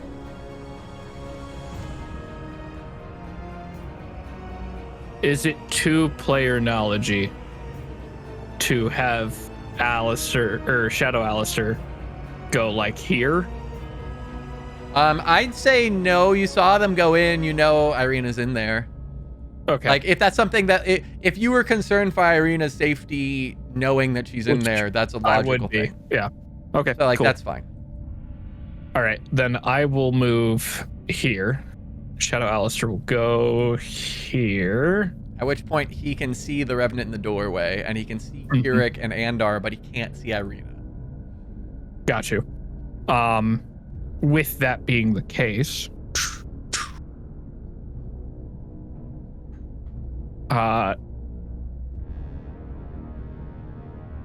interesting. Okay.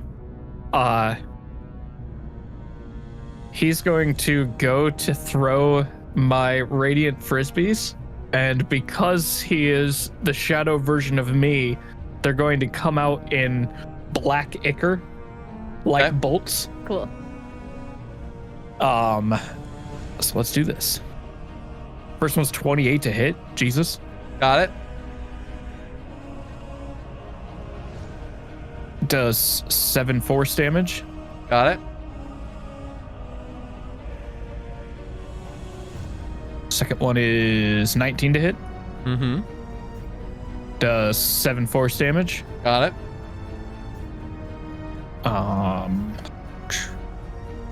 Hold on, let me check bonus actions. Magically swapping.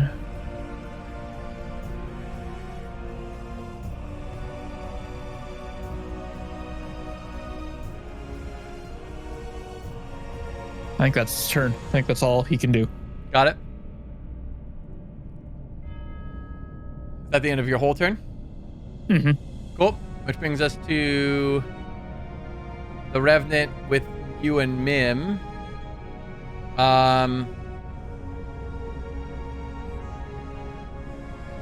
Well, It's going to, you started basically ignoring it and it's being hit by Mim, so it's going to turn its attention to Mim. right.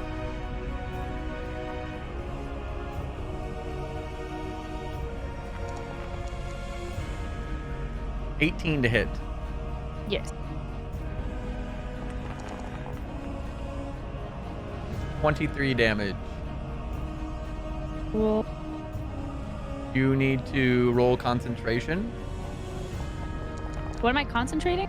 Booming blade. Booming blade, I think. Cool. Oh, right. Then it's going to attack again. You need a 10 for concentration? Is It's that what 10 or either above? 10 or it's half the damage, whichever is Mhm. higher. Mhm. 24 will hit, Mhm. dealing 21 damage. Do I need to Is roll it- is it- concentration again? Auto taking the damage, or are you doing? I am applying it. I lose. So you Okay. lose booming blade. That's fine. Trying to remember my features. I might have the damage, but I don't. I think that's only Area of effects. Well, so I can have oh, you can uncanny I have dodge. evasion and I have uncanny dodge. So uncanny dodge is a reaction, but Would I be don't the really half. use that because I would rather use shield. I see. But Cool. then there's the. I'll read about it. But then Uncanny dodge would be the one to half one of these. Evasion is only for area AoE spells or effects. Yeah. So if you wanted Yeah. to, it'd be uncanny dodge, and you would half one of those, but you lose your reaction. Are you doing that or no? No. Cool. So then we'll move on. Brings us to Kirik. Kirik, you are now. You hand the book back to Andar. Mm-hmm. Irina is being accosted. Mm-hmm. He will move forward. He'll be 1 minute, and he'll cast Thunderous Smite on his sword. Walk up and attack this. You do lose Spirit Shroud. Don't forget. I already lost it. I don't know why I didn't. I already Oh, okay, failed that's the other fine. concentration. Yeah, That's fine. That's fine.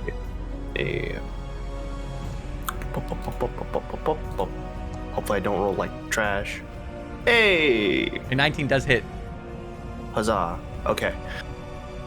So this is gonna be interesting. So there's that for the sword damage. Mm-hmm. Then I'm gonna smite with that as well, because I can choose to do it after. So that's 2d6. And because it's a undead, I had 2 more, and then I'm gonna do a second level. So I'll do 2, 3. Okay. So that's 9 for the sword, and then 26 for radiant Smite. damage. Got it. Mm-hmm. And then it needs to roll a strength save. Got it. Oh. It needs to be a DC 17. It fails. It's knocked 10 feet back and prone. Boom. It falls at Shadow Alistair's feet.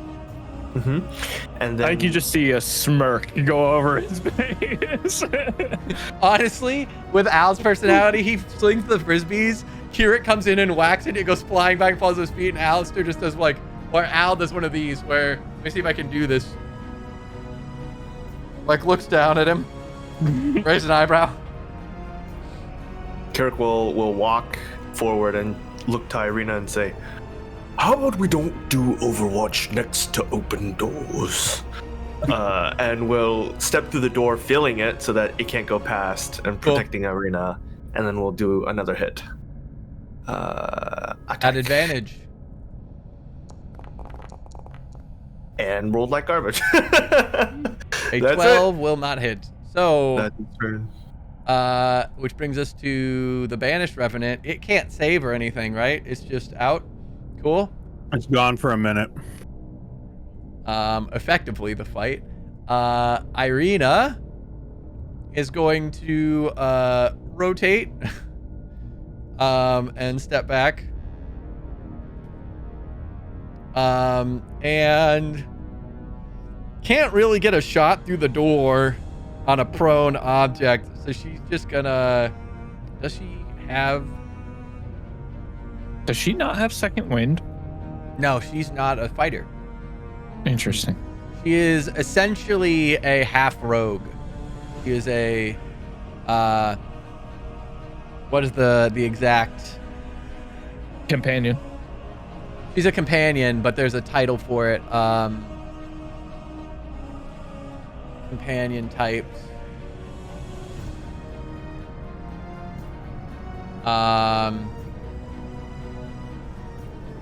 Oh, sidekicks.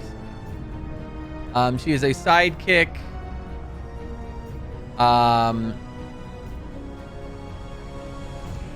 Which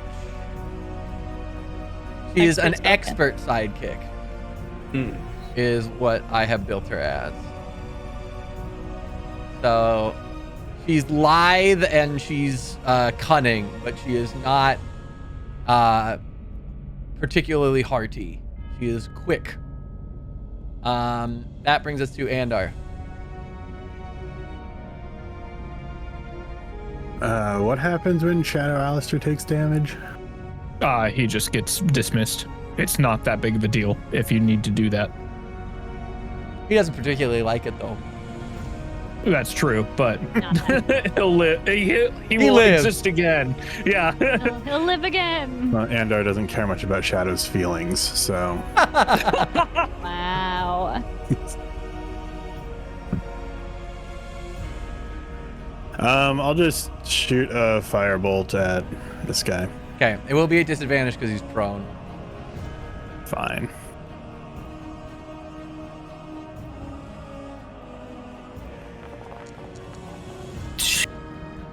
That still absolutely hits.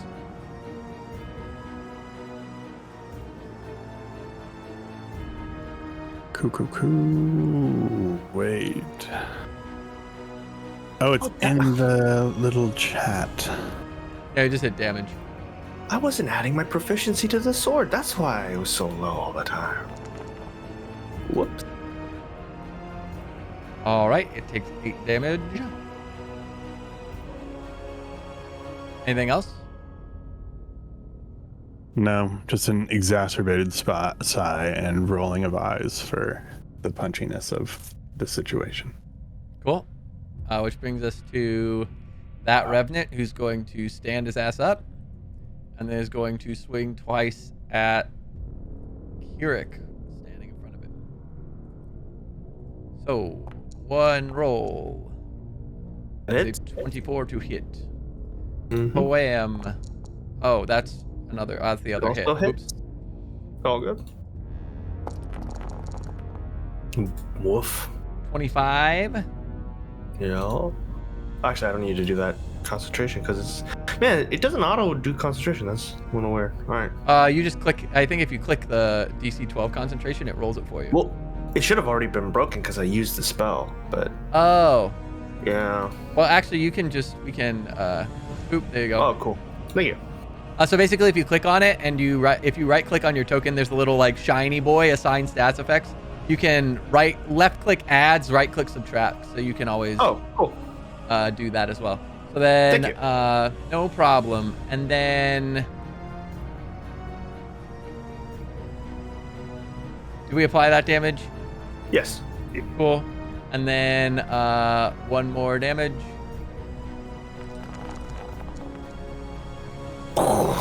33. Kirik goes down. All right, Kirik is unconscious. With that, though, he gets hit with 14 to hit. Hit him? Yeah, to hit the Revenant. Oh, a 14 does Sentinel, hit. baby. Oh, Sentinel. Cool. Understood. I was like, what? 6 plus 2d6.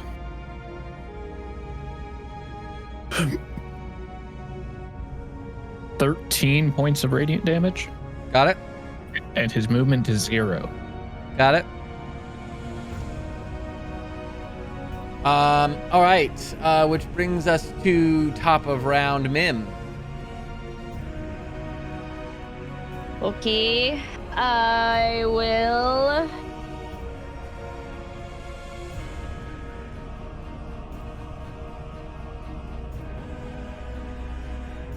I guess I could... I'm trying to figure out, do I do more damage? Bonus action. Yeah, I guess I'll, bonus action... Shadow Blade? No. Oh yeah, I'll bonus action Shadow Blade. Okay. It says I'm still concentrating. I don't know on. Oh, end concentration on large reduce. That was already ended. Cast spell.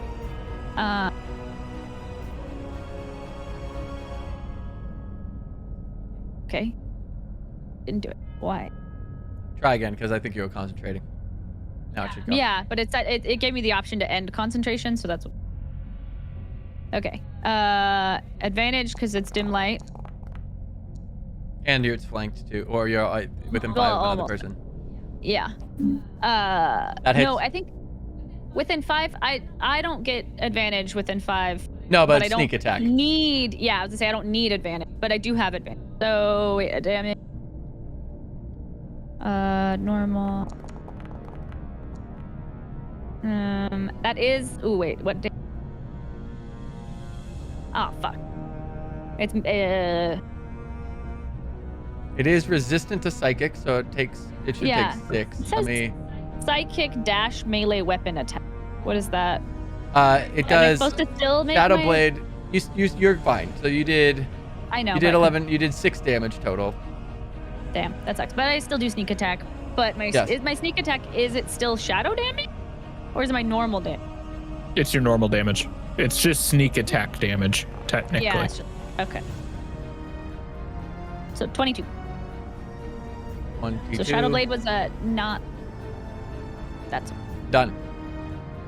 So that was because to cast Shadow Blade is a bonus action, and then is it an action to do it or action to attack? Okay. Well, cool. Okay. So then yeah, that's my turn. Got it. Or I could go over to the other side of him and give out. Cool. Which brings us to Alistair. You cannot see Kirik, but Al can. Mm-hmm. I have to figure out.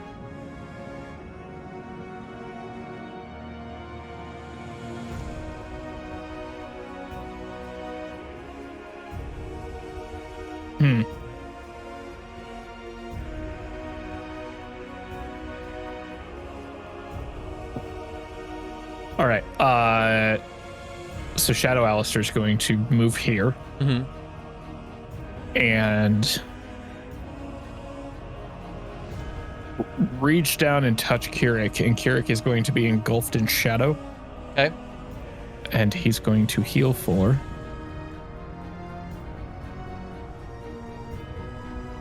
15 hit points. Nice, thank you. That's really cool. Alistair is going to attack the guy in front of him twice. Okay. Because healing hands is a bonus action, right? Bonus action. Cool. Ooh, natural 20. Got it.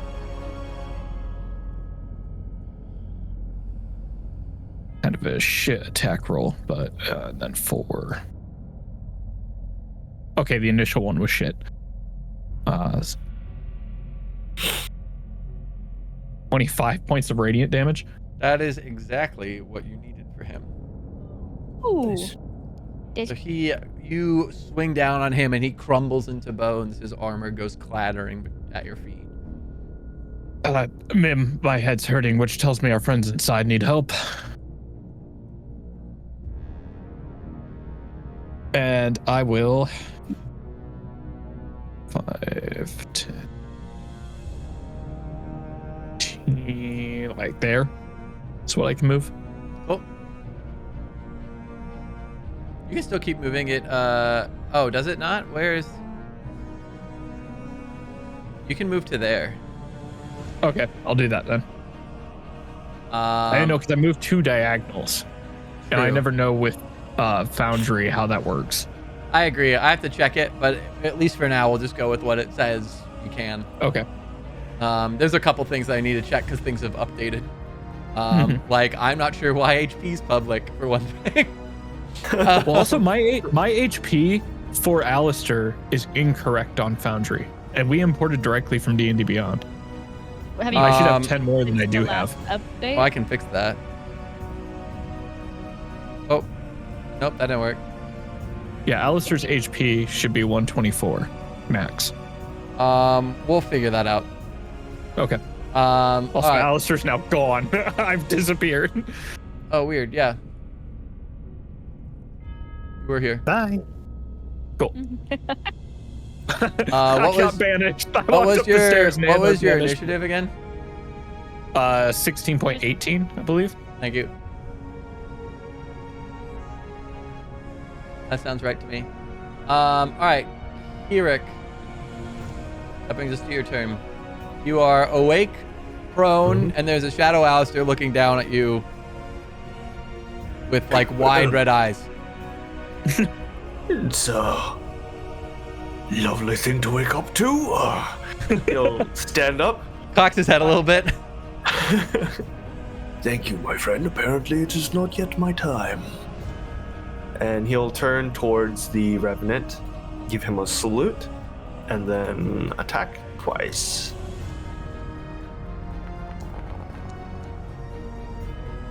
I am rolling so bad today. Dude, it's all A going to 14 Sasha. still hits. Yeah. A 14 What is? did you- Oh, okay. You got like 2 nat.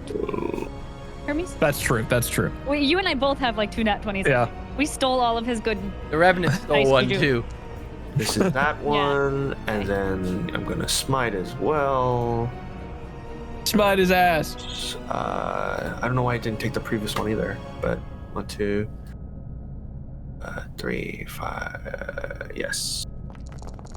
So that's 30 for the first hit, Got it. damage wise. And then I'm going to do it one more time. One more time. One more time. It'll be. Oh, wait, it's advantage. A What the? 13 What the? still hits. Oh, okay, never mind. Well, Dude, don't Oh. fucking take the second one. okay. That works. We spoke too soon. That's the sword. And then this is gonna be another smite.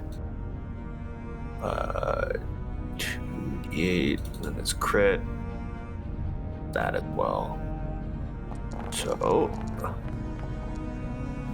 that's That is more than enough.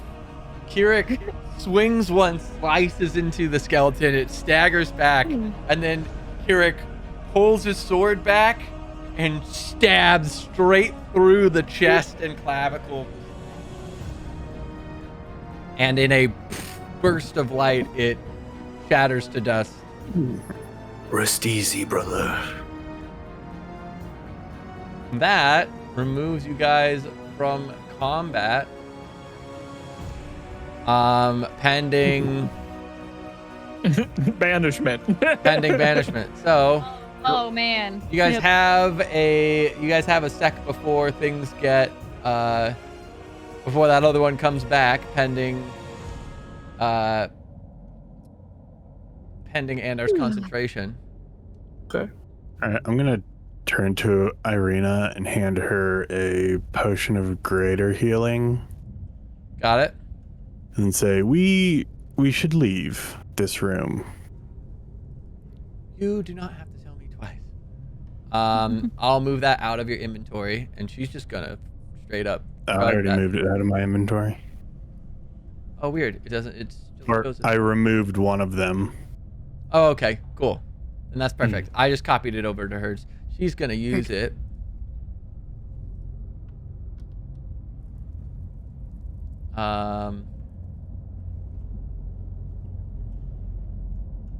Why isn't it? Does it not roll? Okay, whatever. 44. Oof. Oof. So 11 healing. It's a lot of ones. That's a lot of Damn. ones. Yeah, that's rough. That's fine. So she downs it. Oh, there it was. I just didn't see it. It did pop up. All right, so she takes your advice. Is everybody okay? I think I'll need a break, but otherwise, I think so. Can you use your break Jeremy? to grab this big skull and bring it outside? Of course. Edward, that's not really a break. Pick it up. I just think we should all be outside. That's We'll just move this on over there. Oh no! It went upstairs! oh my god. Oh no! The freaking That's hilarious. stairs. The real That's enemy. so funny. All right, here we go. Both Alistairs will also help you move it because you are injured. Hold on, let me grab it again. That's so funny. Here we are. Ta-da! It was there the whole time. Is everyone injured right now? I think. Oh, no, I'm fine. Definitely. Right. He's always fine. Everybody's injured but Andar. Okay. I'm not terrible, but I'm not great. But also, Are you stuck, Andar? I'm super stuck. Can you move it now? Yeah. Cool. Okay. All right. Well, I'm just gonna not so inconspicuously be looking back at the door that I shut. Okay. shall we take a short rest here? Sounds good. Okay. I'm going to use. Okay, sits. He's gonna sit down, and then he's gonna start praying, and cast Prayer of Healing. How long does that prayer take? 10 minutes. All right. So about a I minute don't into that. suppose that creature is actually from a different plane of existence, is it? It is not. So about a minute That's into quite that prayer, unfortunate. suddenly you see a figure. But also, have you read how banishment works in Barovia, Ryan? Oh yeah, like how? oh, Well, He- technically, yeah. So the way that I know it offhand, the way that banishment works in Barovia is it just gets teleported somewhere else in Barovia. So it just went Wait. somewhere else. it still Um, comes back after a minute. well, so it depends. So hold on. It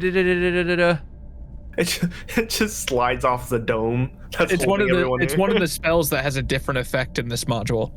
Interesting. Well,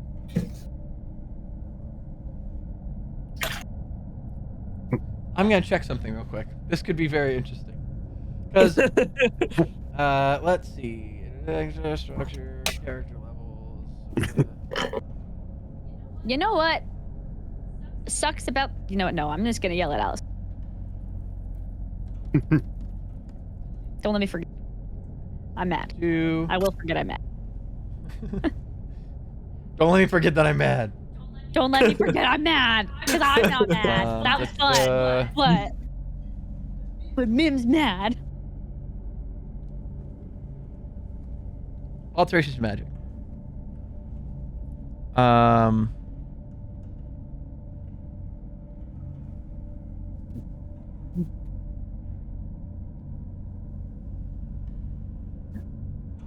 All right, so here I'll just read you what's from the book, rather than sit here and scan through it.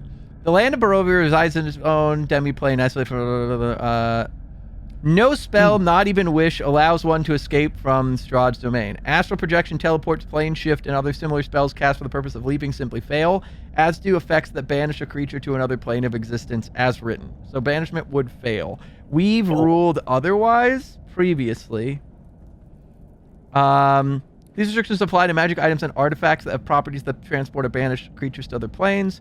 Magic that allows transit to the ethereal realm or the border ethereal is exceptions. A creature that enters the border ethereal is pulled back into Barovia upon leaving the ethereal plane. For the purposes of sending or other planar boundaries, Strahd's domain is considered its own plane. Magic that summons creatures or objects from other planets or from other planes functions normally, as does magic that involves an intradimensional space, or an extra-dimensional space, such as Mordekaiser's magnificent mansion. But they are subject to the same restrictions as magic cast in Barovia. Characters receive spells from deity to continue to do so. In addition, spells that allow contact with beings from other planes function normally with one proviso. All right. So as written, banishment would fail. We have gone against that in the past. I've always seen it ran as banishment and like planar travel always just ends up somewhere else in Barovia. I'm cool with that. I think that that's fun.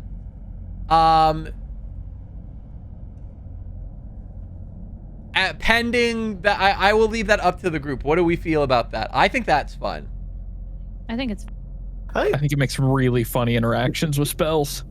I think it's pretty lame for him to have chosen a spell and then it just doesn't work. Well, no, Well, it wouldn't. because I've witnessed it be done before. Precisely. Like I agree with that, and I would never just cancel it. I think that that's a dumb product of the 80s, as some things in Barovia are. The way that I would rule it is either,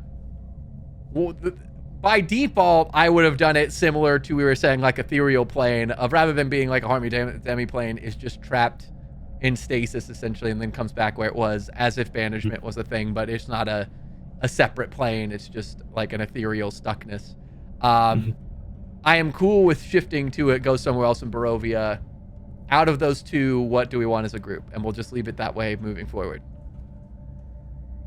I think it's funny to think that like the banishment spell is like actively trying to send him out, and then it just hits the fog and gets bounced back to Barovia. Let's take the problem and move it somewhere else. Yeah. I think it's up to you guys and Andar. I mean, I think Yeah, that's Andor has a funny. spell. Question. Yes. If that's the case, could I use banishment on one of us and just randomly teleport them somewhere? Yes. Oh my god. Does that make your decision? Let's go. I think that's funny as well. All right, then poof, it never came back. Anyway, back to prayer. Where were we? Oh, and it doesn't. Wait, it doesn't even. It doesn't. Because come it's back. still on somewhere its else. plane of existence. Oh, It's it somewhere never else in comes Barovia. back. You guys have released a white somewhere. Oh no. Someone's just eating porridge and then just poof. There's an angry white in the armor of the silver dragon. Everyone heals 21. All right, Wow. Whoops, I applied damage. Well, why is it playing that? Nope. Play healing. cool. You have to hit up instead of down. We just banished him to the stairs. So you should be at 40, Kirik. Oh, I was at. You're I at suppose 19. there is a non-zero probability that he just 61. disappears and reappears immediately in the same spot. I will roll. Hold on, I will roll a d100. Yes. Okay, but If it's a 1, it comes back where it was. I think it would have to. It's be not. less All right, than it's a not. 1, It's but somewhere that's else. Fair. It's somewhere very far away. A 1% still high. And then I'm gonna That's use so- divine. Honestly, you know what I need to do now? I need to make a banishment table of D100 for Barovia of where things end up. Dude, do it. I love That's D100 fun. tables. They're so fun. That's so silly. All right. All right, and then I'm gonna use Figure out where it. some hit die. Why didn't we because- why didn't we do that earlier? That's so silly. All right. Anyway, sorry. Continue. So everyone healed 21. Did anyone not heal 21? Mhm. 21.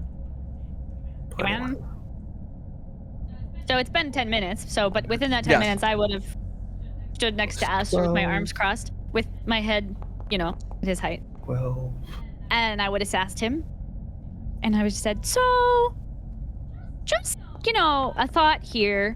We're gonna probably put this giant skull back where it belongs, and maybe it'll be protected as is, but." Maybe we also just destroyed some of the last line of defense for it getting stolen again. I'm just saying. I mean, I know there's no Baba right now, but don't you think maybe that was a little bit stupid when we could have waited 2 more minutes for the skull to come down and he probably would have just let us in? Well, we also know that from talking with Sir Skellybones, Mhm. that even if we killed them, they come right back in a few days. And they were kind of just in the way and assholes. He wasn't an asshole. I was watching. I was right there. And I point to like the little gravestone I was next to. And I say, I heard. He was just saying what his task was. They don't have brains, remember? I mean, they're kind of just not. I have a problem with people with low IQs. Are you guys I saying think then this? maybe you should have a problem with yourself. Wow. Okay, that's a little. I mean, hard. that's Sorry, fair. Alistair. My No. intelligence is 13. Mine's pretty low too. Wait. Are you guys saying this right next to Keurig? Oh yeah. Yeah. Yeah, probably. We're probably bickering back and forth. He's Mine too. deeply disturbed. Mr. Skillybones. Oh. Yeah, they this whole place seems to be stuck defenders of this keep.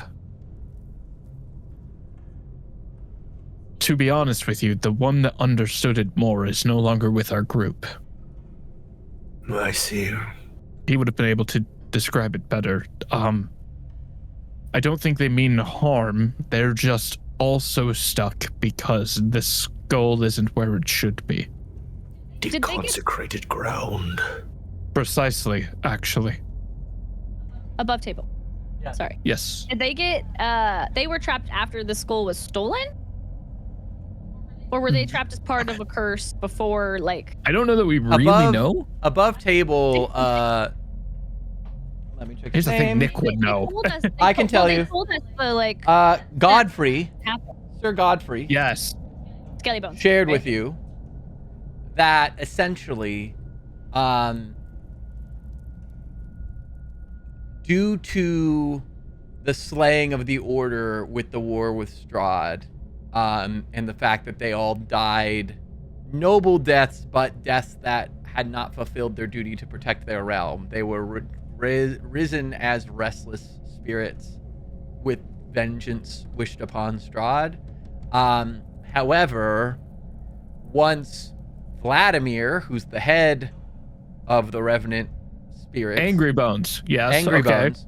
Remembering. Once Vladimir figured out that Strahd is stuck in a cycle of eternal torment, rather than besieging Strahd with the order that he had, the order of risen knights that he had, he decided that it was better to let Strahd suffer eternally and just sit, and therefore his purpose can never be fulfilled, and his anger and his resentment of Strahd just grew to a corruption that has corrupted most of the order. And so the Order's purpose is to avenge Barovia and kill Strahd, but because Vladimir is so vindictive, they can never fulfill their purpose, and they're stuck in this cycle of they can never be put to rest, but they can never also fulfill their duty either. Yeah, because Vladimir has to. Because Vladimir's being vindictive. Mm-hmm. What happens if you kill him? Keurig, as I understand it, there is one revenant here that is actively not trying to fulfill his unfinished business, and therefore keeping the rest of them locked here because they can't pass on. But also, I have limited understanding on the situation, and Sten knew significantly better than I did. Why did Sten? Where is this? Sorry. No, I'm sorry. This was above table again. He front faced it because I wanted to just kill the guy. Well, Sten and Alistair were the two that spoke to him. Yeah. And then wasn't it me and Irina that were around the corner? Yeah. Or you, Irina, and Andar. Yeah. Where is this individual? Upstairs on a throne, just sitting and pouting. He's basically, yeah. But maybe let's see if when we put the skull back, maybe it'll help. And then I agree, but yeah, that's our business here. As far as our affinity towards anybody, there's a good one named Godfrey who seemed to want to do good, but Vladimir is just kind of a bag of bones, to put it lightly. Let us finish your quest, and then I will see about speaking with Vladimir. Sounds good to me. agree. I still turn towards Alistair though, and I say,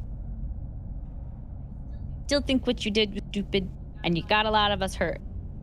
That's fair. I didn't intend for that. I didn't know there was backup. That is on me. I also didn't know there was backup. But even though I'm mad at you, you know I always have your back, right? Yeah. I'll proffer a fist bump. I don't know if I've done a fist. I think we've done fist bumps. But I'll just do like. I'll also throw out. There might not have been backup had you not yelled, "Son of a bitch!" Yeah, that's fair. Son of a bitch. Anyway. All right. So who's gonna do the honor? I'm just gonna wait for them to finish bickering, and then if and when they look over towards me, I'll just gesture at the door. Careful. Yeah, sounds good. Wow, I will. you were in No, there. it's I'll go to locked. open the door. I can't open it. Hold on, in? real quick. I'll preface by saying it's locked due to weight, not like physically locked. Like it requires a strength check. Can you try to just kick the door down? Yes, you can. Okay. Yes. Oh, I'm not. Although strong. I I'm will not trying say, to- just for Keurig sake, this is a mausoleum. I don't know if that affects how respectful you are of the door. Son of a bitch. Never mind. Yes. Oh, there's more coming. No. It's very clearly a mausoleum. Okay. Then never It's mind. very clearly it is a there are silver-plated gargoyles shaped like dragons, a stone-tiled Hey, roof, misses that and room. a 8-foot tall, 4-foot wide marble door. So it's Do we just a have heavy door. Kirit can maybe push it. So it's not locked, it's just stuck? It's a giant marble door. It just requires being opened with great force because it is Oh, okay. So then large you won't and kick marble. it. Yeah. Okay, got it. You won't kick it, he'll just press forward. So I It only need a doesn't strength body check. Okay. I did the check already in that. All right, in cool. there. Yeah. Is it +4 or +8 for strength? With just strength. Subtract 4 then. It's 15. Okay, cool. That's it. That's actually exactly what you needed. So you strain a little bit, but and the door does open to this mausoleum. The interior is dark and dusty. You see 4 empty alcoves with raised floors, and etched into the fall wall is the verse in Draconic that reads, "Here lie the bones and treasures of Argynvost, Lord of Argynvostholt and founder of the Order of the Silver Dragon."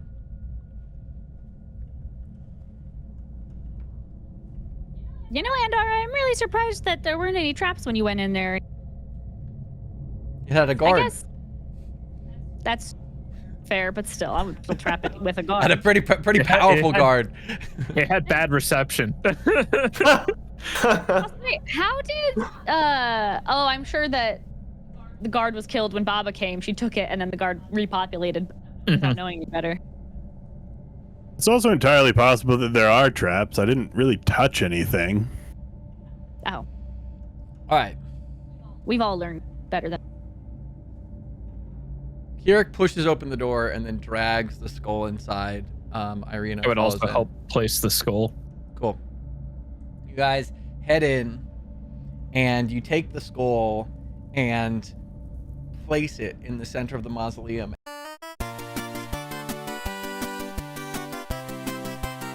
All right. As I was saying, you place the skull upon the dais, and when you do, a glow begins to emanate from the skull and its eyes alight.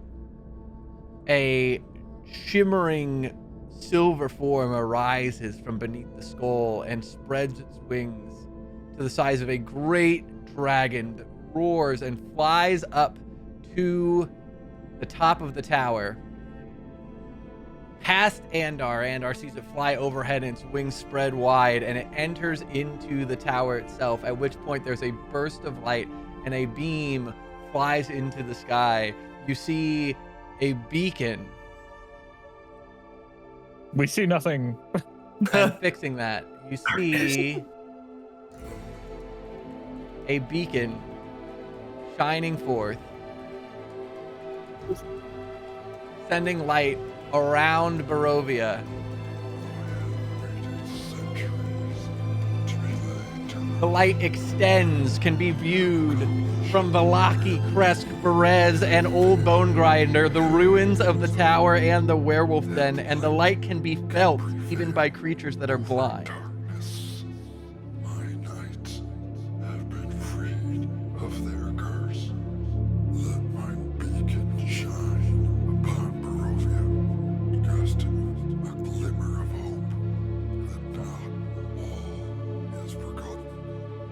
The light. God's reign will end. Go in peace. Know you have been blessed by the dragon Argynvost. The light can be felt by creatures that are, even by creatures that are blind, and the light allows good aligned creatures to experience glimmers of hope and joy, while evil creatures find the light to be disconcerting. As long as this beacon shines, characters and other creatures that oppose Strahd gain a +1 bonus to AC and saving throws for as long as they remain in Barovia.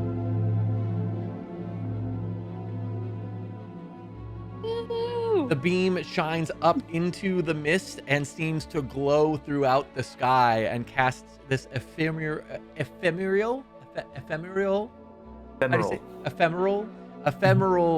light over the horizon.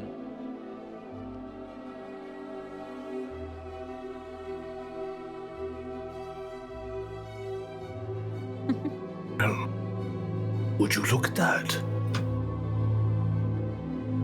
That's even better than I could have hoped.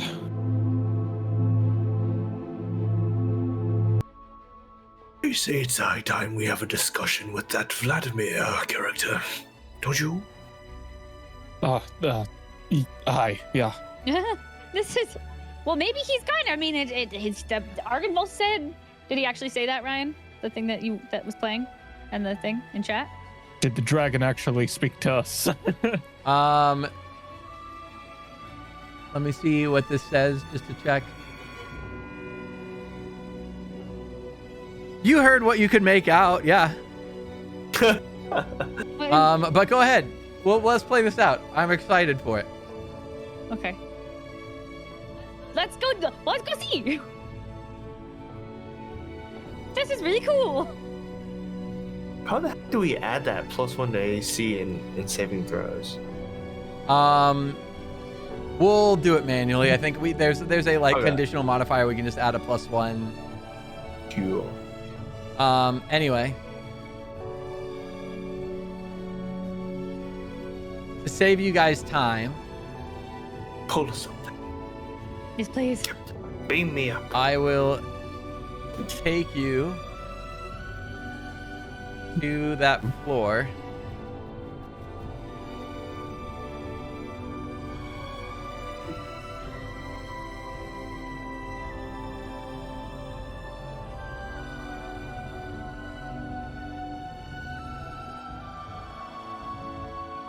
You guys travel up the stairs into the ruins of Argynvost. Kirik, you see as you explore that this castle is run down. It is filled with cobwebs and must, but clearly once held the order of a great and powerful order of knights. You guys come to the shattered remains of rubble that stand across from the main courtyard where you last saw Vladimir. The audience Before hall. we get there, Mhm. I'm gonna swap to the Sunblade just in case. You reach the audience hall that overlooks the entryway, and when you enter into that room, you find that the west hall of this 50-foot long, 30-foot wide audience hall has crumbled, leaving a gaping hole and a pile of rubble. Weapons and shields that once hung from the walls have fallen to the floor and succumbed to rust. A large wooden throne carved to resemble a dragon with unfolding wings faces 3 tall windows to the west. Slumped in the throne is a gaunt, armored figure with one gauntlet wrapped around the hilt of a greatsword. Can't see anything, but I will use the main. Oh, you can't see? No. I also was back to dark vision, so whatever happened before is still affecting I our can token. fix it. I fixed me already, but Pardon. We'll do this. Oh, hooray. Oh, nope. Here, Oh, hooray. give it half a second. Oh. And we do this. In theory, that fixes it. Does that fix it? Whoa. Can you guys see now? Nope. No. You have to left click and drag and then if you click on yourself, then it goes dark. Right? No, Kirik still can't see. Give me 1 second. That's why. Oh. Fixed. Hooray!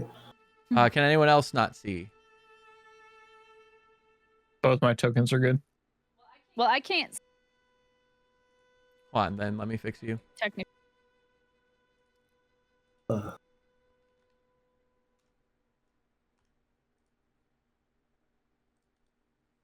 right. Should be fixed for both of you. Adam, can you see? Yep. Good. All right.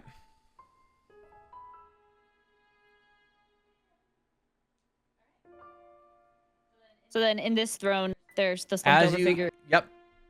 As you come around the corner, you see that the figure is nothing but a steel corpse holding its sword and staring off into the window over the west. It does not move, and it does not respond or react to you coming around the corner. I turn and type and I go, yay! I think we did it! Ironically, Kirik, he's much more jovial than we last met him. Well, Here, I'll put him there for visual purposes, but he's... it does not do to dwell on things, so he'll gently take down his corpse Mm-hmm. and will proceed to go outside and bury him. All right. Does he need to be buried with his sword? Well, generally a warrior needs to be with their weapons, but considering this is wartime, and would you do me a favor? Possibly. Do you identify things, right? As a wizard? Yeah, I mean magic things. Do you think the greatsword is magic? and or the armor? And or anything else he might have on him? I'll sigh and cast detect magic. To save you time, the greatsword is a +2 greatsword, and he also bears a holy symbol, a platinum holy symbol of the Morning Lord around his neck underneath his half plate. Kirik will look over at Alistair. Yeah. Well, Mr. Newly Found Priest, take the sigil. Fair enough. And I'll carefully undo it from around his neck and put it around. And make sure you thank him, even though he was an asshole. I look over at Kirik. And I nod. Very wise. Thank you. Angry Bones. Maybe he'll be like, I would like to point out that we're doing the exact thing that you got mad at those poor guys for doing in the woods. okay, their bodies were I disturbed after they had already been laid to rest. Semantics. think the difference. I'm not saying I'm opposed to it. Just thought you should know. I think the difference is that in wartime, generally speaking, the side shares what they have. They're both followers of the Morning Lord. I'm sure Vladimir, despite his hatred, would bless a fellow follower. Also, I'm not taking anything, so...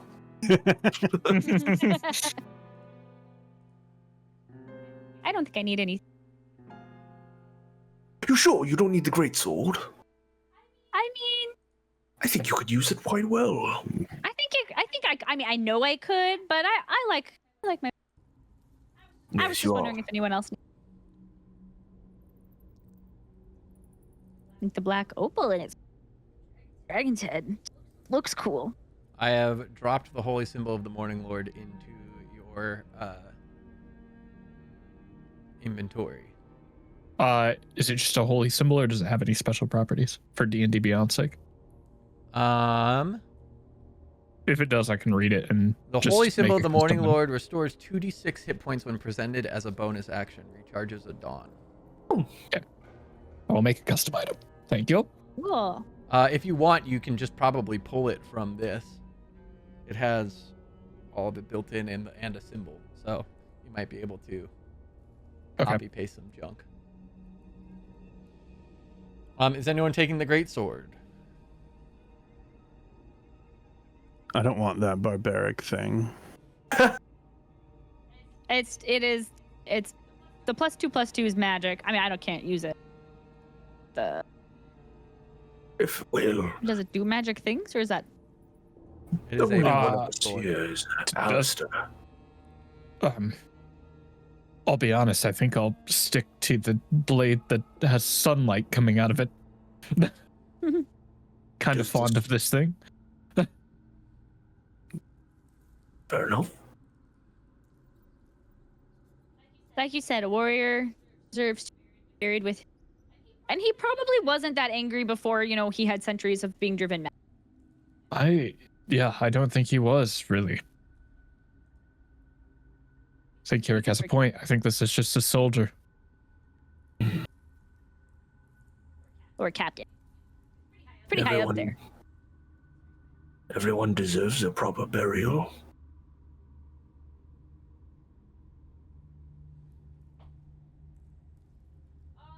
The other guy was somewhere, like, up here. Not in nice, but...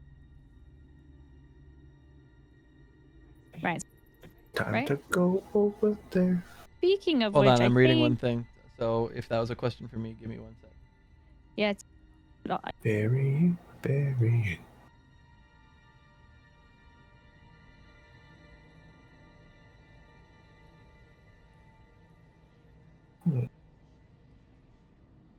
Cool. Anyway, sorry. I was checking one thing. What did you ask? The nice guy, the nice bones, was somewhere up here. Yes, he was in that room. Okay, I just literally leave them and dash and look at...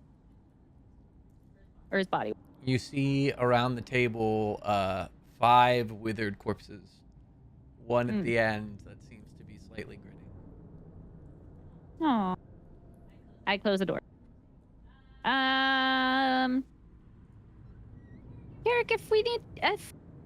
I think that we might... What's up? We might be here for a bit. Because there are the other ones that we, like, are also there. That were, like, the nicer... The deserved Well, burial. Well, I'm gonna give Mim an exacerbated look. Hey, I was gonna leave him, but now I have a conscience, okay? So just... It's not my fault. well, Blame Mim, him. And thank you Yes, very much I for do. letting me know.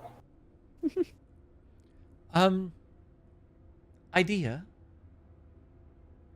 I don't know if it's perhaps poetic, but it would save us, I imagine, a great deal of time. Would it potentially be apt to build a pyre and burn them rather than bury each of them a grave individually? I was going to do a sort of mass burial, but I suppose we could make a pyre if you want to gather that much firewood. She kind of gestures at the pile of rubble that's in front of the door. Hasn't it been raining like crazy though? Isn't it all wet? And the roof is gone. Yeah. Valid point. Can I prestidigitation the wood to make it dry? I don't know. You could prestidigitation wood. I mean, I- you'd have to cast it like 40 times. Well, But here's it's also a, a cantrip that you could. you don't have to burn it outside. Also, like, you have to get fire really hot to burn both. Okay, I think so. Or we can do a couple fire bolts to the bodies. They were. We haven't used it for this purpose yet, but they were followers of the Morning Lord, and this sword does literally shoot at sunlight. I mean, I think that only By works on sunlight could be. undead. Also, I sort of have this spell called Gentle Repose, That sounds like a better idea. Let's go with that. Let's go with that. Yeah, so I have intention with these sort of things. I've been doing this for a while. Here, for the sake of burial, I will reveal the other bodies Thank you. in this room. While they're bantering, I'm going to cast Detect Magic in this room. All right, give me a sec. What room is that? That is the room. This one. The war. With no bones in it. Okay. Oh, it's a closet.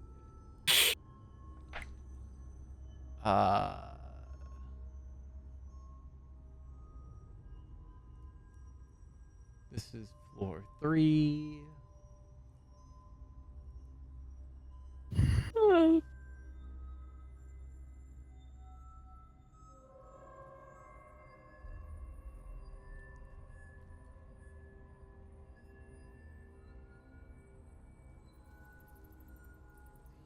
Have anything?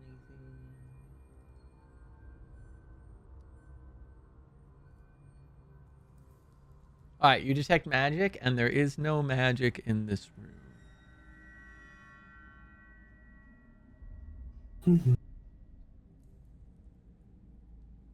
God damn it! Stop clicking. Oh, but roll me a perception check. Just Andar or Just Andar, people because he's in room? there. Cool. You notice that there is a shield-shaped patch on the wall above the mantelpiece. Right there. What shaped? Shield-shaped.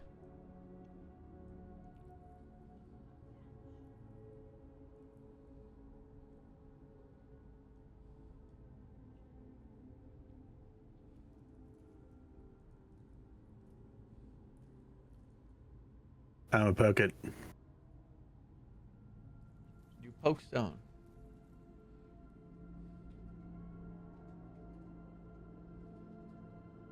All right.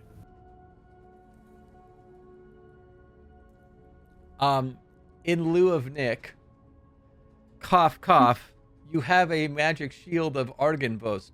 Cough, cough. Wait, what is this? In lieu of the note taker, cough, cough. Who would probably point that out? I've been able to point that out. Who? Is Irina. anyone using that shield? Oh, Irina. but it could be. Or wait. Take with us. I'm just right? gonna hang out in there for now. Right. Looking at it. Are you ferrying all of the bodies outside? Or Yeah. Okay. Gonna do a big old grave. Then we will montage a bit. You guys Yeah, take the the two bodies. Alistairs will help with that. You guys take the bodies one by one out of the Mhm. building, down by the mausoleum, and lay some in the pre-dug graves, as well as dig a few more. And as you guys kind of finally set them to rest and bury them. All right. And afterwards, he's going to say, Matron of Ravens, please guide these memories back to your resting place. May their souls be judged well by the men in gray. And he'll cast Gentle Repose. So they can't be raised as undead for 10 days at least. There you go. All right. That seems as good a place as any to stop for me. Is there anything else that you guys would like to do before we wrap up? I would say, like, above the table,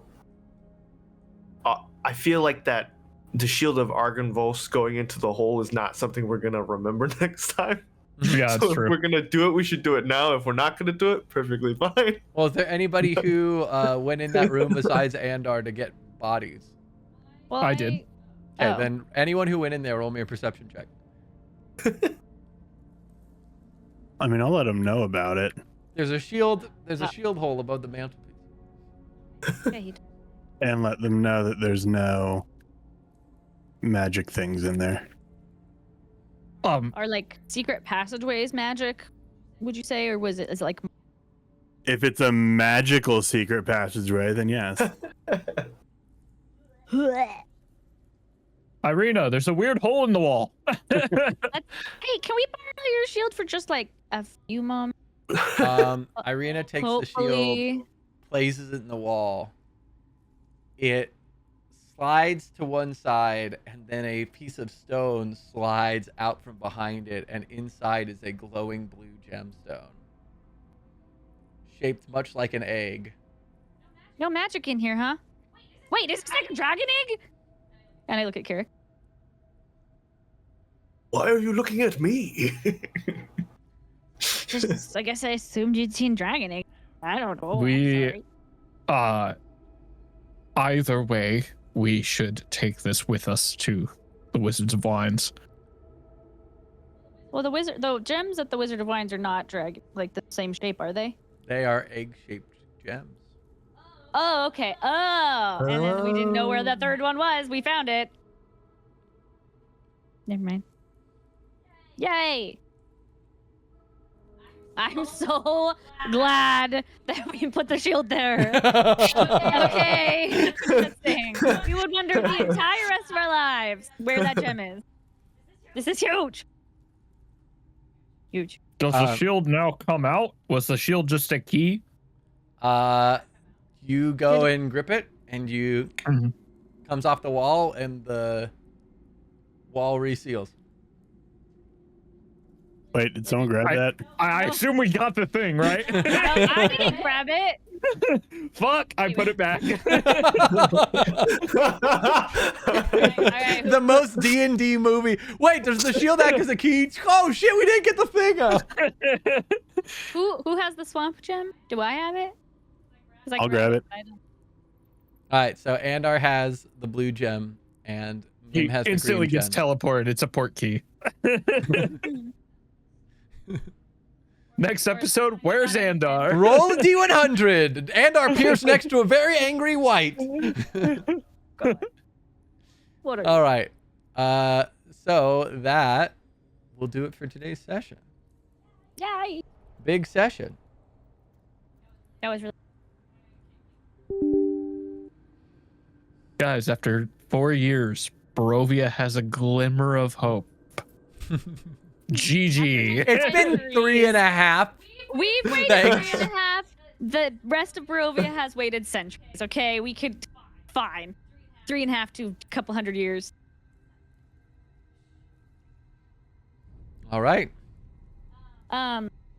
We have to. Those of the need to update our AC and if. Yeah, we'll figure that out before next session. I'm gonna stop recording. Oh, okay.